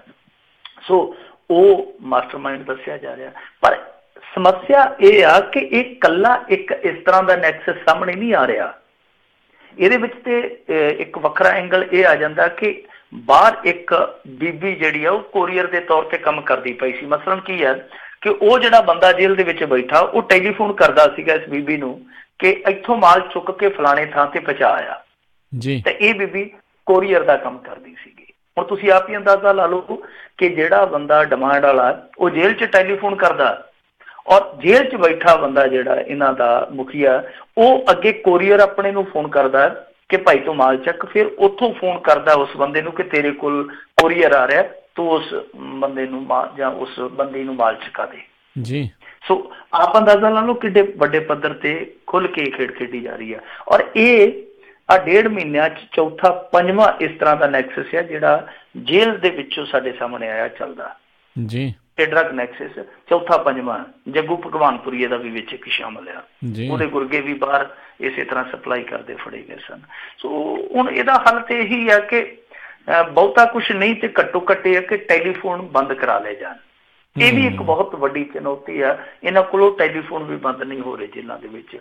ਦੂਜੀ ਚੀਜ਼ ਇਹ ਆ ਕਿ ਦੇਖੋ ਇਕੱਲਾ ਟੈਲੀਫੋਨਾਂ ਦਾ ਬੰਦ ਹੋਣਾ ਹੋਰ ਪੱਖਾਂ ਤੋਂ ਵੀ ਬਹੁਤ ਲਾਹੇਵੰਦ ਸਾਬਤ ਹੋ ਸਕਦਾ। ਹੁਣ ਦੇਖੋ ਅੱਜ ਕੱਲ੍ਹ ਕੀ ਹੋਇਆ, ਬਹੁਤ ਸਾਰੀਆਂ ਜੇਲ੍ਹਾਂ ਨੇ, ਹੁਣ ਮੈਂ ਕਿਸੇ ਪਰਟੀਕੂਲਰ ਇੱਕ ਜੇਲ੍ਹ ਦਾ ਨਾਮ ਨਹੀਂ ਲਊਂਗਾ, ਉਹਨਾਂ ਜੇਲ੍ਹਾਂ ਦੇ ਵਿੱਚ ਜਿਹੜੇ ਇਸ ਤਰ੍ਹਾਂ ਦੇ ਬੈਠੇ ਆ ਡਰੱਗ ਡੀਲਰ, ਉਹ ਪੇਟੀਐਮ ਯੂਜ਼ ਕਰਦੇ ਪਏ ਆ। ਦੱਸੋ ਮਤਲਬ ਜਿਹੜਾ ਉੱਥੇ ਮੁੰਡਾ ਖੁੰਡਾ ਚਿੱਟਾ ਵਗੈਰਾ ਪੀਂਦਾ, ਕੋਈ ਜਦੋਂ ਉਹਨੂੰ ਤੋੜ ਲੱਗਦੀ, ਤਲਬ ਲੱਗਦੀ ਆ, ਉਹ ਉਹਦੇ ਕੋਲ ਜਾਂਦਾ ਜਿਹਦੇ ਕੋਲ ਹੁੰਦਾ। ਔਰ ਇੱਕ ਤਰ੍ਹਾਂ ਨਾਲ ਇਹ ਵੀ ਕਹਿ ਲਓ ਕਿ ਜੇਲ੍ਹ ਦੇ ਵਿੱਚ ਵੇਚਣ ਦਾ ਜਿਹਦੇ ਕੋਲ ਲਾਇਸੈਂਸ ਹੁੰਦਾ ਕਿ ਹਾਂ ਭਾਈ ਸਮਾਨ ਪੱਤਾ ਲੈਣਾ, ਤੇ ਉਹ ਕਹਿੰਦਾ ਕਿ ਏਦਾਂ ਕਰ ਭਾਈ ਇੰਨਾ ਕੁ ਪੈਸਾ ਲਿਆ, ਤੇ ਉਹ ਕਹਿੰਦਾ ਕਿ ਦੱਸ ਕਿਵੇਂ ਇੰਤਜ਼ਾਮ ਕਰੀਏ, ਕਿ ਪੇਟੀਐਮ ਪੇਟੀਐਮ ਦਾ ਨੰਬਰ ਹੈ ਪਵਾ ਦੇ। ਉਹ ਉੱਥੋਂ ਅੰਦਰੋਂ ਆਪਣੇ ਘਰੇ ਟੈਲੀਫੋਨ ਕਰਦਾ ਕਿ ਇਸ ਪੇਟੀਐਮ ਦੇ ਵਿੱਚ ਇੰਨੇ ਨੰਬਰ ਤੇ ਪੈਸੇ ਪਾ ਦਿਓ। ਉੱਥੇ ਜਦੋਂ ਉਹ ਪੈਸੇ ਰਿਸੀਵ ਹੁੰਦੇ ਆ, ਅਗਲਾ ਚੱਕ ਕੇ ਨਾਲ ਦੀ ਨਾਲ ਕਹਿੰਦਾ ਲੈ ਮਿੱਤਰਾ ਚੜ ਜਾ ਜੇ। ਸੋ ਇਹ ਖੇਡ ਖੇਡੀ ਜਾ ਰਹੀ ਆ। ਤੇ ਜੇ ਟੈਲੀਫੋਨ ਬਲੌਕ ਹੋ ਜਾਣ, ਟੈਲੀਫੋਨ ਉੱਥੇ ਚੱਲਣ ਨਾ, ਤਾਂ ਮੇਰੇ ਖਿਆਲ ਦੇ ਨਾਲ ਸਾਰੀਆਂ ਚੀਜ਼ਾਂ ਜਿਹੜੀਆਂ ਉਹ ਹੱਲ ਹੋ ਜਾਣਗੀਆਂ। ਜੀ ਜੀ ਜੀ। ਅਗਲੀ ਮਿੰਟੂ ਜੀ ਗੱਲ ਕਰਦੇ ਹਾਂ, PTU ਦੇ ਸਾਬਕਾ ਉਪ ਕੁਲਪਤੀ ਡਾਕਟਰ ਰਜਨੀਸ਼ ਅਰੋੜਾ ਦੀ ਜ਼ਮਾਨਤ ਅਰਜੀ ਖਾਰਜ। ਦੇਖੋ ਇਹ ਜ਼ਮਾਨਤ ਅਰਜੀ ਖਾਰਜ ਹੋਈ ਜਾਣੀ ਸੀਗੀ ਕਿਉਂਕਿ ਦੋਸ਼ ਵਾਵਾ ਨੇ। ਅਰੋੜਾ ਸਾਹਿਬ ਨੇ ਕੋਈ ਐਸਾ ਦੋਸ਼ ਹੈ ਨਹੀਂ ਜਿਹੜਾ ਆਪਣੇ ਸਿਰ ਤੇ ਨਾ ਲਿਆ ਹੋਵੇ। ਵਿਜੀਲੈਂਸ ਨੇ ਬਹੁਤ ਸਾਰੇ ਦੋਸ਼ ਲਾਏ ਆ। ਦੋਸ਼ ਇਹੋ ਜਿਹੇ ਆ ਕਿ ਇਹਨਾਂ ਨੇ ਨਿਯੁਕਤੀਆਂ ਵੀ ਆਪਣੇ ਮਨ ਮਾਫਕ ਤਰੀਕੇ ਨਾਲ ਕੀਤੀਆਂ, ਇਲੀਗਲ ਨਿਯੁਕਤੀਆਂ ਤੋਂ ਇਲਾਵਾ ਬਹੁਤ ਸਾਰੇ ਬੈਨੀਫਿਟਸ ਜਿਹੜੇ ਸੀਗੇ ਉਹ ਆਪਣੇ ਚਹੇਤਿਆਂ ਨੂੰ ਦਿੱਤੇ। ਕੁੱਲ ਮਿਲਾ ਕੇ ਇਹ ਜਿਹੜੀ IK ਗੁਜਰਾਲ ਪੰਜਾਬ ਤਕਨੀਕੀ ਯੂਨੀਵਰਸਿਟੀ ਸੀਗੀ, ਇਹ ਭਾਰਤੀ ਜਨਤਾ ਪਾਰਟੀ ਵਾਲਿਆਂ ਨੇ ਆਪਣੇ ਕੋਟੇ ਚੋਂ ਲੈ ਰੱਖੀ ਸੀ ਬਾਪੂ ਬਾਦਲ ਤੋਂ ਕਿ ਸਾਰੀਆਂ ਯੂਨੀਵਰਸਿਟੀਆਂ ਬਾਕੀ ਤੇਰੀਆਂ, ਇੱਕੋ ਹੀ ਸਾਨੂੰ ਦੇ ਦੇ, ਇੱਕੋ ਤੇਰਾ ਲੱਖ ਵਰਗਾ, ਬਾਕੀ ਮੋੜ ਕੇ ਜੇ ਪਾ ਲਾ। ਇਹਨਾਂ ਨੇ ਇੱਕੋ ਹੀ ਇਹ ਯੂਨੀਵਰਸਿਟੀ ਰੱਖੀ ਸੀ ਤੇ ਇੱਕੋ ਜਿਹੀ ਫਿਰ ਇਹਨਾਂ ਨੇ ਨਾ ਪੂਰੀਆਂ ਕਰ ਦਿੱਤੀਆਂ ਨੇ। ਹੁਣ ਵੈਸੇ ਤੇ ਜੇ ਜਾਂਚ ਪੜਤਾਲ ਅੱਗੇ ਚੱਲਦੀ ਤੇ ਬਹੁਤ ਗਾਂਹ ਤੱਕ ਜਾਣੀ ਸੀ। ਜਗਬਾਣੀ ਨੇ ਬਹੁਤ ਇਨਵੈਸਟੀਗੇਟਿਵ ਰਿਪੋਰਟਾਂ ਲਾਈਆਂ ਨੇ ਇਸ ਮੁੱਦੇ ਤੇ, ਇੱਥੋਂ ਤੱਕ ਕਿ ਕਾਰਾਂ ਵੀ ਗਿਫਟ ਹੁੰਦੀਆਂ ਰਹੀਆਂ ਅੱਗੇ ਭਾਰਤੀ ਜਨਤਾ ਪਾਰਟੀ ਦੇ ਨੇਤਾਵਾਂ ਦੇ ਸਿੱਧੇ ਤੌਰ ਤੇ ਨਾਂ ਆਉਂਦੇ ਪਏ ਆ। ਔਰ ਜਗਬਾਣੀ ਨੇ ਉਹ ਨਾਂ ਨਸ਼ਰ ਵੀ ਕੀਤੇ ਆ। ਪਰ ਪਤਾ ਨਹੀਂ ਕਿਉਂ ਕੈਪਟਨ ਸਰਕਾਰ ਨੇ ਅੱਗੇ ਇਨਵੈਸਟੀਗੇਸ਼ਨ ਤੋਰੀ ਨਹੀਂ, ਸਿਰਫ ਤੇ ਸਿਰਫ ਉਪ ਕੁਲਪਤੀ ਦੇ ਕੁਲ ਦੇ ਦੁਆਲੇ ਦੁਆਲੇ ਸੀਮਤ ਕਰ ਦਿੱਤੀ। ਹੁਣ ਇਹਨਾਂ ਨੇ ਮੁਕੱਦਮਾ ਬਣਾ ਦਿੱਤਾ ਤਾਂ ਮੁਕੱਦਮੇ ਦੇ ਵਿੱਚ ਅੱਜ ਇਹਦੀ ਜ਼ਮਾਨਤ ਤੇ ਫੈਸਲਾ ਹੋਣਾ ਸੀ। ਉਹਨਾਂ ਨੇ ਨਾ ਕਰ ਦਿੱਤੀ ਕੋਰਟ ਵਾਲਿਆਂ ਕਿ ਨਹੀਂ, ਤੁਹਾਡੀ ਜ਼ਮਾਨਤ ਹਾਲੇ ਅਸੀਂ ਪ੍ਰਵਾਨ ਨਹੀਂ ਕਰਾਂਗੇ, ਤੁਸੀਂ ਹਾਲੇ ਹੋਰ ਜੇਲ੍ਹ ਦੇ ਵਿੱਚ ਲੈਕਚਰ ਦਿਓਗੇ, ਕਿਉਂਕਿ ਇਹ ਪੇਸ਼ੇ ਤੋਂ ਤੇ ਫਿਰ ਅਕਾਦਮਿਕ ਖੇਤਰ ਦੇ ਨਾਲ ਜੁੜੇ ਆ ਨਾ। ਉਹ ਕਹਿੰਦੇ ਕਿ ਤੁਹਾਡੀਆਂ ਸੇਵਾਵਾਂ ਹਾਲੇ ਜੇਲ੍ਹ ਨੂੰ ਹੋਰ ਚਾਹੀਦੀਆਂ, ਸੋ ਬਹਰਹਾਲ ਤੁਸੀਂ ਥੋੜ੍ਹੇ ਦਿਨ ਹੋਰ ਇੱਥੇ ਆਰਾਮ ਕਰੋ, ਸਟੇ ਕਰੋ। ਦੂਜੀ ਗੱਲ ਜਿਹੜੀ ਕੰਮ ਦੀ ਆ ਉਹ ਇਹ ਆ ਕਿ ਦੇਖੋ ਜਿੰਨੀਆਂ ਵੀ ਯੂਨੀਵਰਸਿਟੀਆਂ ਸਰਕਾਰ ਬਦਲੀ ਤੋਂ ਬਾਅਦ ਕਿਵੇਂ ਰੌਲਾ ਪਿਆ, ਚਾਹੇ ਪਟਿਆਲੇ ਵਾਲੀ ਯੂਨੀਵਰਸਿਟੀ ਸੀ ਚਾਹੇ ਅੰਮ੍ਰਿਤਸਰ ਵਾਲੀ, ਜਿਹੜੇ ਵੀ ਲੋਕ ਗੱਦੀ ਤੋਂ ਉੱਠੇ ਉਹਨਾਂ ਦੀ ਗੱਦੀ ਦੇ ਥੱਲੇ ਜੋ ਕੁਛ ਨਿਕਲਿਆ ਉਹ ਸਾਰਾ ਹੀ ਮੁਸ਼ਕ ਮਾਰਦਾ ਸੀਗਾ। ਉਹ ਖੇਤੋਂ ਜਿਹੜੀ ਖਿਲਰੀ ਨਾ ਸਾਰੀਆਂ ਲੀਰਾਂ ਮੁਸ਼ਕ ਮਾਰਦੀਆਂ ਸੀਗੀਆਂ। ਤਾਂ ਇਹਦਾ ਮਤਲਬ ਇਹ ਆ ਕਿ ਇਹੋ ਜਿਹੀਆਂ ਜਿਹੜੀਆਂ ਮਹੱਤਵਪੂਰਨ ਕੁਰਸੀਆਂ ਨੇ ਉਹਨਾਂ ਤੇ ਜਿਹੜੇ ਬੰਦੇ ਬਿਠਾਏ ਜਾਂਦੇ ਆ, ਉਹ ਬੰਦੇ ਹੀ ਚੁਣ ਕੇ ਸਿਆਸਤਦਾਨ ਇਹੋ ਜਿਹੇ ਬਿਠਾਉਂਦੇ ਆ ਕਿ ਉਹ ਨਾਲੇ ਤੇ ਦਾਲ ਤਿਆਰ ਕਰਨ, ਨਾਲੇ ਆਪ ਛਕਣ ਤੇ ਨਾਲ ਸਾਨੂੰ ਛਕਾਈ ਜਾਣ। ਇਹ ਕੰਮ ਬੰਦ ਹੋਣਾ ਚਾਹੀਦਾ। ਇਹਦਾ ਹੱਲ ਇਹੋ ਹੀ ਆ ਕਿ ਮੈਰਿਟ ਦੇ ਆਧਾਰ ਤੇ ਚੋਣ ਹੋਵੇ ਔਰ ਯੂਨੀਵਰਸਿਟੀ ਪ੍ਰਬੰਧਨ ਦੇ ਕੋਲ ਹੀ ਉਹ ਸਾਰੀ ਤਾਕਤ ਹੋਵੇ। ਉਹ ਵੇਖਣ ਕਿ ਕਿਹੜਾ ਬੰਦਾ ਕਾਬਲ ਆ। ਜਿਨ੍ਹਾਂ ਨੇ ਯੂਨੀਵਰਸਿਟੀ ਚਲਾਉਣੀ ਹੈ ਸਾਰੀ ਤਾਕਤ ਉਹਨਾਂ ਦੇ ਹੱਥ 'ਚ ਹੋਣੀ ਚਾਹੀਦੀ ਆ। ਜਦੋਂ ਤੱਕ ਪੋਲੀਟੀਕਲ ਇਨਫਲੂਐਂਸ ਹੋਏਗਾ ਉਦੋਂ ਤੱਕ ਇਹ ਸਭ ਕੁਛ ਨਹੀਂ ਰੁਕਣਾ। ਜੀ ਜੀ ਜੀ। ਤੇ ਮਿੰਟੂ ਜੀ ਇੱਥੇ ਇੱਕ ਆਪਾਂ ਬ੍ਰੇਕ ਲੈਣੀ ਹੈ ਤੇ ਬ੍ਰੇਕ ਤੋਂ ਬਾਅਦ ਦੇ ਵਿੱਚ ਆਪਾਂ ਸਰੋਤਿਆਂ ਦੀਆਂ ਕਾਲਸ ਲਵਾਂਗੇ। ਤੇ ਸਰੋਤੇ ਤੁਸੀਂ ਕਾਲ ਕਰ ਸਕਦੇ ਹੋ, ਕੋਈ ਵੀ ਚਾਹੇ ਬਜਟ ਦੇ ਸੰਬੰਧਿਤ ਤੁਹਾਨੂੰ ਕੋਈ ਸਵਾਲ ਹੈਗਾ ਤੇ ਚਾਹੇ ਜਿਹੜੀਆਂ ਇਲੈਕਸ਼ਨਾਂ ਹੋ ਕੇ ਹਟੀਆਂ ਜਾਂ ਜਿਹੜੀਆਂ ਕੋਈ ਹੋਣੀਆਂ, ਕੋਈ ਵੀ ਜਿਹੜਾ ਪੰਜਾਬ ਭਾਰਤ ਦੀ ਸਿਆਸਤ ਦੇ ਨਾਲ ਜੁੜਿਆ ਸਵਾਲ ਆ ਤੁਹਾਡੇ ਮਨ ਦੇ ਵਿੱਚ ਕੋਈ ਆ ਤਾਂ ਤੁਸੀਂ ਕਾਲ ਕਰ ਸਕਦੇ ਹੋ ਹੁਣ 408 272 5200 4082725200 ਤੇ ਮਿਲਦੇ ਹਾਂ ਆਪਾਂ ਆਪਣੇ ਸਰੋਤਿਆਂ ਨੂੰ ਮਿੰਟੂ ਜੀ ਬ੍ਰੇਕ ਤੋਂ ਬਾਅਦ 'ਚ।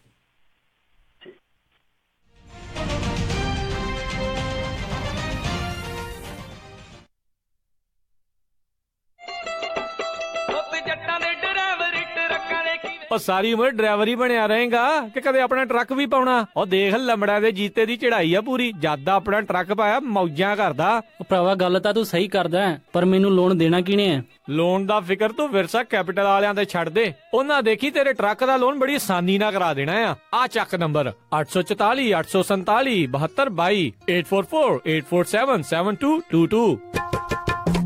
ਵਿਰਸਾ ਕੈਪੀਟਲ ਤੁਸੀਂ ਕੋਈ ਵੀ truck, drive van, reefer trailer, dump truck ਤੇ ਹੋਰ ਵੀ ਕਮਰਸ਼ੀਅਲ ਇਕਵਿਪਮੈਂਟ ਤੇ ਲੋਨ ਲੈਣਾ ਹੋਵੇ ਤਾਂ ਅੱਜ ਹੀ ਕਾਲ ਕਰੋ ਵਿਰਸਾ ਕੈਪੀਟਲ ਨੂੰ 844 847 7222 844 847 7222। ਤੁਸੀਂ ਆਪਣਾ ਪੁਰਾਣਾ ਟਰੱਕ ਸੈਲ ਕਰਨਾ ਚਾਹੁੰਦੇ ਹੋ, ਵਿਰਸਾ ਕੈਪੀਟਲ ਪ੍ਰਾਈਵੇਟ ਸੇਲ ਤੇ ਵੀ ਲੋਨ ਕਰਦੇ ਨੇ। ਅੱਜ ਹੀ ਵਿਰਸਾ ਕੈਪੀਟਲ ਨੂੰ ਕਾਲ ਕਰੋ 844 847 7222 844 847 7222 ਵਿਰਸਾ ਕੈਪੀਟਲ।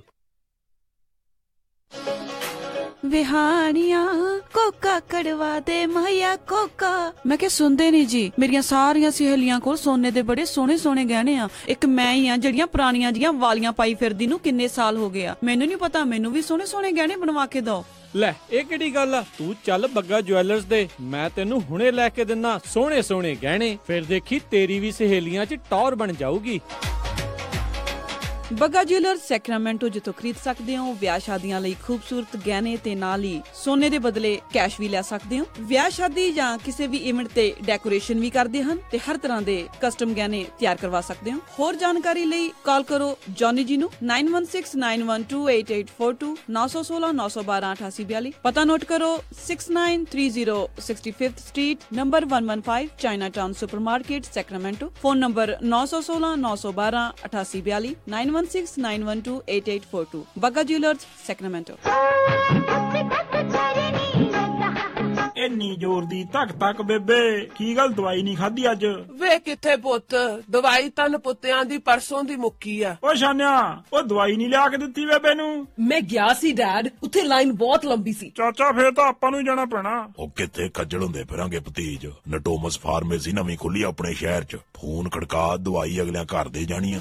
ਜੀ ਹਾਂ, ਤੁਸੀਂ ਆਪਣੀਆਂ ਦਵਾਈਆਂ ਬੜੀ ਹੀ ਆਸਾਨੀ ਨਾਲ ਨਟੋਮਸ ਫਾਰਮੇਸੀ ਤੋਂ ਲੈ ਸਕਦੇ ਹੋ। Monday to Friday 9 AM to 7 PM, Saturday 10 AM to 4 PM and Sunday closed। ਦਵਾਈਆਂ ਦੀ ਤੁਹਾਡੇ ਘਰ ਤੱਕ ਫ੍ਰੀ ਡਿਲੀਵਰੀ ਕਰਦੇ ਨੇ ਤੇ ਇੰਗਲਿਸ਼, ਪੰਜਾਬੀ ਤੇ ਸਪੈਨਿਸ਼ ਵਿੱਚ ਗੱਲ ਕਰਦੇ ਨੇ। ਉਹ ਬਹੁਤ ਤਰ੍ਹਾਂ ਦੀਆਂ ਮੈਡੀਕਲ ਤੇ ਮੈਡੀਕੇਅਰ ਇੰਸ਼ੋਰੈਂਸਸ ਵੀ ਅਸੈਪਟ ਕਰਦੇ ਨੇ। ਪ੍ਰਿਸਕ੍ਰਿਪਸ਼ਨ ਟ੍ਰਾਂਸਫਰ ਤੇ ਪਾਓ $20 ਆਫ। ਨਟੋਮਸ ਫਾਰਮੇਸੀ ਦੇ Harpreet Gill, 2087 Arena boulevard sweet 160 Sacramento. 9165757827 916 575 7827। ਹਾਂਜੀ ਕੀ ਗੱਲ, ਇਮਾਨਦਾਰ ਤਸੱਲੀ ਬਖਸ਼ ਟਰੱਕ ਸਿਖਾਉਣ ਵਾਲਾ ਨਹੀਂ ਮਿਲ ਰਿਹਾ? ਫਿਕਰ ਨਾਟ, ਮੇਰਾ ਵੀ ਇਹੀ ਹਾਲ ਸੀ, ਪਰ ਹੁਣ ਮੈਂ north West truck driving school ਵੱਲੋਂ ਦਵਾਇਆ ਹੋਇਆ ਕਮਰਸ਼ੀਅਲ ਡਰਾਈਵਿੰਗ ਲਾਇਸੈਂਸ ਲੈ ਕੇ ਪੂਰਾ ਅਮਰੀਕਾ ਹੀ ਗਾ ਲਿਆ। ਤੁਸੀਂ ਵੀ ਟਰੱਕ ਸਿੱਖਣ ਦੇ ਲਈ ਅੱਜ ਹੀ ਕਾਲ ਕਰੋ north West truck driving school ਵਾਲਿਆਂ ਨੂੰ 530 777 6737। ਇਹ ਬਹੁਤ ਹੀ ਵਧੀਆ ਤਰੀਕੇ ਨਾਲ ਤੁਹਾਨੂੰ 6 ਤੋਂ 10 ਸਪੀਡ ਵਾਲਾ ਟਰੱਕ ਚਲਾਉਣਾ ਸਿਖਾਉਂਦੇ ਨੇ, ਉਹ ਵੀ ਸਿਰਫ $1250 ਦੇ ਵਿੱਚ, ਤੇ ਨਾਲ ਹੀ ਜੌਬ ਪਲੇਸਮੈਂਟ ਦੀ ਪੂਰੀ ਗਾਰੰਟੀ ਵੀ ਦਿੰਦੇ ਹਨ। ਆਊਟ ਆਫ ਸਟੇਟ ਵਾਲੇ ਵਿਦਿਆਰਥੀਆਂ ਦੇ ਲਈ $1450, ਜਿਸ ਵਿੱਚ ਇਹ ਤੁਹਾਨੂੰ ਪਿਕਅਪ ਵੀ ਕਰਦੇ ਹਨ ਤੇ ਰਹਿਣ ਅਤੇ ਖਾਣ ਦਾ ਪ੍ਰਬੰਧ ਵੀ ਹੋਵੇਗਾ, ਤੇ ਟਰੱਕ ਚਲਾਉਣ ਵੇਲੇ ਰਿਪੇਅਰ ਅਤੇ ਮੇਨਟੇਨੈਂਸ ਦੇ ਵਿੱਚ ਵੀ ਤੁਹਾਡੀ ਹੈਲਪ ਕਰਦੇ ਹਨ। 24/7 towing service available. Number 5303022356।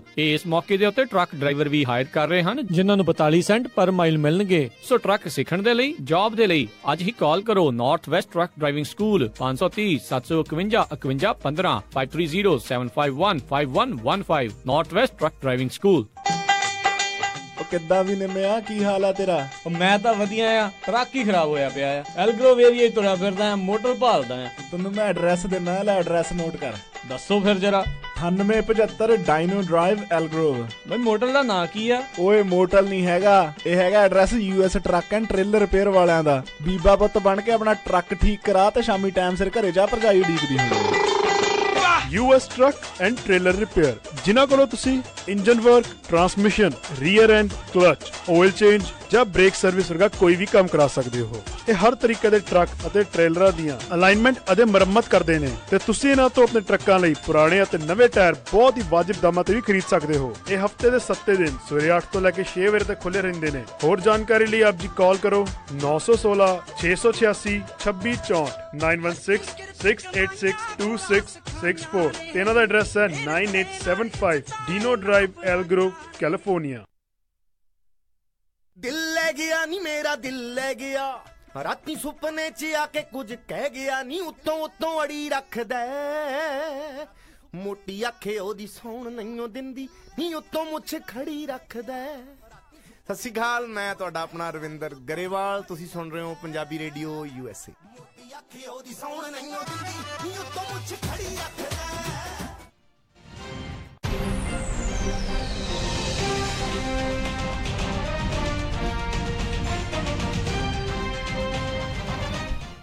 Punjabi radio USA ਸੁਣ ਰਹੇ ਸਾਰੇ ਹੀ ਮਾਣਯੋਗ ਅਤੇ ਸਤਿਕਾਰਤ ਸਰੋਤਿਆਂ ਨੂੰ ਇੱਕ ਵਾਰੀ ਫੇਰ ਨਿੱਘੀ ਜੀ ਆਇਆਂ ਨੂੰ ਸਭ ਦਾ ਸਵਾਗਤ ਕਰਦੇ ਹਾਂ। ਸਰੋਤੇ ਪ੍ਰੋਗਰਾਮ ਲੈ ਕੇ ਹਾਜ਼ਰ ਹੋ ਚੁੱਕੇ ਹਾਂ ਜੀ। ਚੱਲ ਰਿਹਾ ਜੀ ਪ੍ਰੋਗਰਾਮ ਖਬਰ ਤੇ ਨਜ਼ਰ। ਮਿੰਟੂ ਜੀ ਆਪਣੇ ਨਾਲ ਜੁੜੇ ਹੋਏ ਆ। ਮਿੰਟੂ ਜੀ ਨਿੱਘੀ ਜੀ ਆਇਆਂ ਨੂੰ ਮੁੜ ਸਵਾਗਤ ਹੈ ਜੀ। ਸਤਿ ਸ਼੍ਰੀ ਅਕਾਲ ਜੀ। ਸ਼ੁਕਰੀਆ ਜੀ। ਤੇ ਸਰੋਤਿਓ ਤੁਸੀਂ ਵੀ ਹੁਣ ਕਾਲ ਕਰ ਸਕਦੇ ਹੋ। ਪੰਜਾਬ ਭਾਰਤ ਦੀਆਂ ਕੋਈ ਵੀ ਤੁਸੀਂ ਸਿਆਸਤ ਦੇ ਬਾਰੇ ਗੱਲ ਕਰਨੀ ਆ, ਕੋਈ ਵੀ ਤੁਹਾਡੇ ਮਨ ਦੇ ਵਿੱਚ ਸਵਾਲ ਆ ਤਾਂ ਕਾਲ ਕਰ ਸਕਦੇ ਹੋ 408 272 5200 4082725200। ਤੇ ਮਿੰਟੂ ਜੀ ਮੈਨੂੰ ਪਤਾ ਕਾਫੀ ਜਿਹੜੇ ਅਜੇ ਵੀ ਆਧਾਰ ਕਾਰਡ ਦੇ ਉੱਤੇ ਸਵਾਲ ਆਉਣੇ ਆ। ਮੇਰੀ ਉਹਨਾਂ ਦੇ ਨਾਲ ਗੱਲ ਹੋਈ ਸੀਗੀ ਤਾਂ ਉਹ ਕਹਿੰਦੇ ਆ ਵੀ ਸੁਪਰੀਮ ਕੋਰਟ ਦਾ ਫੈਸਲਾ ਆ ਲੈਂਦੋ, ਅੱਜ ਕੁਛ ਕਹੀਏ ਕੱਲ ਨੂੰ ਸੁਪਰੀਮ ਕੋਰਟ ਕਹਿ ਦੇਵੇ ਵੀ ਇੱਦਾਂ ਨਹੀਂ ਉੱਦਾਂ ਨਹੀਂ। ਸੋ ਉਸ ਤੋਂ ਬਾਅਦ ਦੇ ਵਿੱਚ ਕਹਿੰਦੇ ਚੰਗੀ ਤਰ੍ਹਾਂ ਤੁਹਾਨੂੰ ਉਸ ਆਧਾਰ ਕਾਰਡ ਦੇ ਬਾਰੇ ਲਿੰਕ ਕਿੱਦਾਂ ਹੋਣੇ ਆ, ਕਿਵੇਂ ਹੋਣਾ ਹੈ, ਉਹ ਸਾਰਾ ਕੁਛ ਜਿਹੜਾ ਉਹ ਦੱਸਿਆ ਜਾਊਗਾ। ਸੋ ਆਪਣੇ ਵੀ ਸਰੋਤੇ ਨੂੰ ਅਸੀਂ ਜਿਹੜੀ ਬੇਨਤੀ ਕਰਦੇ ਹਾਂ ਵੀ ਪਲੀਜ਼ ਤੁਹਾਨੂੰ ਵੇਟ ਕਰਨੀ ਹੋਈ ਪੈਣੀ ਹੈ। ਜੇ ਕਿਸੇ ਦਾ ਕੰਮ ਹੋ ਰਿਹਾ ਆ ਪਹਿਲੋਂ ਕਰਵਾ ਸਕਦੇ ਹੋ, ਤੁਹਾਨੂੰ ਕੋਈ ਜਾਣ ਪਛਾਣ ਦਾ ਉੱਥੇ ਕੋਈ ਹੈਗਾ ਆ ਕਰਵਾ ਦਿੰਦਾ ਆ, ਹੋ ਰਿਹਾ ਆ ਤਾਂ ਤੁਸੀਂ ਆਪਣਾ ਜਿਹੜਾ ਕੰਮ ਉਹ ਕਰਵਾ ਲਓ। ਬਾਕੀ ਜਿਹੜੇ ਆ ਉਹ ਇੰਤਜ਼ਾਰ ਕਰਨਾ ਪੈਣਾ ਆ ਜ਼ਰੂਰ ਸੁਪਰੀਮ ਕੋਰਟ ਜਿਹੜਾ ਅਖੀਰ ਦੇ ਵਿੱਚ ਕੀ ਫੈਸਲਾ ਜਿਹੜਾ ਆਧਾਰ ਕਾਰਡ ਨੂੰ ਲੈ ਕੇ ਜਿਹੜਾ ਆ ਉਹ ਕਰਦੀ ਆ। ਤੇ ਮਿੰਟੂ ਜੀ ਆਪਣੇ ਜਿਹੜੇ ਕਾਲਰਸ ਦੇ ਨਾਲ ਹੁਣ ਆਪਾਂ ਗੱਲ ਕਰਦੇ ਹਾਂ। ਜੁੜ ਚੁੱਕੇ ਨੇ ਆਪਣੇ ਨਾਲ ਗੁਰਿੰਦਰ ਢਿੱਲੋਂ ਜੀ, ਸਵਾਗਤ ਹੈ। ਸਤਿ ਸ਼੍ਰੀ ਅਕਾਲ। ਹਾਂਜੀ ਸਤਿ ਸ਼੍ਰੀ ਅਕਾਲ ਦੋਵਾਂ ਭਰਾਵਾਂ ਨੂੰ ਜੀ। ਸਤਿ ਸ਼੍ਰੀ ਅਕਾਲ ਜੀ। ਹਾਂਜੀ ਵੀਰ ਜੀ, ਮੈਂ ਪੁੱਛਣਾ ਸੀ ਆਪਣਾ ਮਿੰਟੂ ਭਾਜੀ ਨੂੰ ਭਾਈ ਜਿਹੜਾ ਉਹ ਨੋਟੀਫਿਕੇਸ਼ਨ ਬਾਰੇ ਗੱਲ ਹੋ ਰਹੀ ਸੀ ਨਿਊ ਚੰਡੀਗੜ੍ਹ ਬਾਰੇ 2 ਤਰੀਕ ਤੱਕ, ਉਹ ਐਕਸਟੈਂਡ ਕਰਤਾ ਇਹਨਾਂ ਕਿ ਜਾਂ ਖਤਮ ਕਰਤਾ? ਨਹੀਂ, ਉਹ ਕਰਤਾ ਮੇਰੇ ਖਿਆਲ ਦੇ ਨਾਲ, ਐਕਸਟੈਂਡ ਕਰਤਾ। ਉਹ ਜੇ ਇੱਥੇ ਰੌਲਾ ਨਾ ਪੈਂਦਾ ਤੇ ਫਿਰ ਤੇ ਭਾਵੇਂ ਖਤਮ ਕਰ ਦਿੰਦੇ, ਕਿਉਂਕਿ ਉਹ ਮਸਲਾ ਵੀ ਹਾਈ ਕੋਰਟ 'ਚ ਚਲੇ ਗਿਆ ਸੀ ਮੇਰੇ ਖਿਆਲ ਦੇ ਨਾਲ, ਤੇ ਇਹਨਾਂ ਨੂੰ ਐਕਸਟੈਂਡ ਕਰਨਾ ਪਿਆ ਜਾਂ ਇਹਨਾਂ ਨੇ ਕਰ ਦਿੱਤਾ, ਜੋ ਮਰਜ਼ੀ ਕਰ ਲਓ। ਪਰ ਉਹ ਇੱਕ ਵਾਰੀ ਇਹਨਾਂ ਦੀਆਂ ਆਸਾਂ ਤੇ ਸੱਧਰਾਂ ਤੇ ਪਾਣੀ ਜ਼ਰੂਰ ਫਿਰ ਗਿਆ। ਬੜੀਆਂ ਉਮੀਦਾਂ ਲਾਈਆਂ ਸੀ ਕਿ ਇੱਥੇ ਕਿਆਰੀਆਂ ਬਣਾਵਾਂਗੇ, ਗਾਜਰਾਂ ਲਾਵਾਂਗੇ, ਮੁੜ ਕੇ ਪੁੱਟ ਖਾਵਾਂਗੇ, ਪਰ ਉਹ ਪਾਣੀ ਫਿਰ ਗਿਆ। ਜੀ ਜੀ, ਥੈਂਕ ਯੂ ਜੋਗਿੰਦਰ ਜੀ। ਗੁਰਿੰਦਰ ਜੀ ਥੈਂਕ ਯੂ ਜੀ ਸਵਾਲ ਲਈ ਜੀ। ਅਗਲੇ ਕਾਲਰ ਆਪਣੇ ਨਾਲ ਨੇ ਜੋਗਿੰਦਰ ਸਿੰਘ ਜੀ, ਸਵਾਗਤ ਹੈ। ਸਤਿ ਸ਼੍ਰੀ ਅਕਾਲ। ਹੈਲੋ। ਹਾਂਜੀ ਹਾਂਜੀ ਸਤਿ ਸ਼੍ਰੀ ਅਕਾਲ ਜੀ। ਸਤਿ ਸ਼੍ਰੀ ਅਕਾਲ ਜੀ। ਇਹ ਮੇਰਾ ਕੁਐਸਚਨ ਆ ਆਪਣੇ ਮਿੰਟੂ ਗੁਰਸਰੀਆ ਨੂੰ, ਮਤਲਬ ਬੇਸਿਕਲੀ ਸਾਰੇ ਮੀਡੀਆ ਨੂੰ। ਮੈਨੂੰ 40 ਸਾਲ ਹੋ ਗਏ ਇੱਥੇ ਅਮਰੀਕਾ ਆਏ ਨੂੰ। ਮੈਂ ਕਦੇ ਵੀ ਮੀਡੀਆ ਕੋਲੋਂ ਜਾਂ ਕਿਸੇ ਕੋਲੋਂ ਕਦੇ ਨਹੀਂ ਸੁਣਿਆ ਪਈ ਟਰੰਪ ਸਰਕਾਰ ਜਾਂ ਓਬਾਮਾ ਸਰਕਾਰ ਜਾਂ ਡੈਮੋਕ੍ਰੈਟਿਕ ਗਵਰਨਮੈਂਟ, ਇਹ ਹਮੇਸ਼ਾ ਪ੍ਰਸ਼ਾਸਨ ਕਹਿੰਦੇ ਆ। ਇਹ ਇੰਡੀਆ ਦੇ ਵਿੱਚ ਮੀਡੀਆ ਇਹਨਾਂ ਨੂੰ ਸਰਕਾਰ ਦਾ ਅਹੁਦਾ ਕਿਉਂ ਦੇ ਰਿਹਾ ਆ, ਜਦ ਕਿ ਇਹ ਵੀ ਇੱਕ ਪ੍ਰਸ਼ਾਸਨ ਆ, ਵੋਟਾਂ ਨਾਲ ਬਣੇ ਆ, ਕੰਮ ਕਰਨ ਦੀ ਤਨਖਾਹ ਮਿਲਦੀ ਆ। ਜੀ ਨਹੀਂ, ਇਹ ਸਰਕਾਰ ਤੇ ਪ੍ਰਸ਼ਾਸਨ ਦੇ ਵਿੱਚ ਮੈਨੂੰ ਨਖੇੜਾ ਜਾਂ ਤੇ ਕਰਕੇ ਦੱਸੋ ਕਿ ਸਰਕਾਰ ਤੇ ਪ੍ਰਸ਼ਾਸਨ 'ਚ ਕੀ ਨਖੇੜਾ ਹੁੰਦਾ ਹੈ।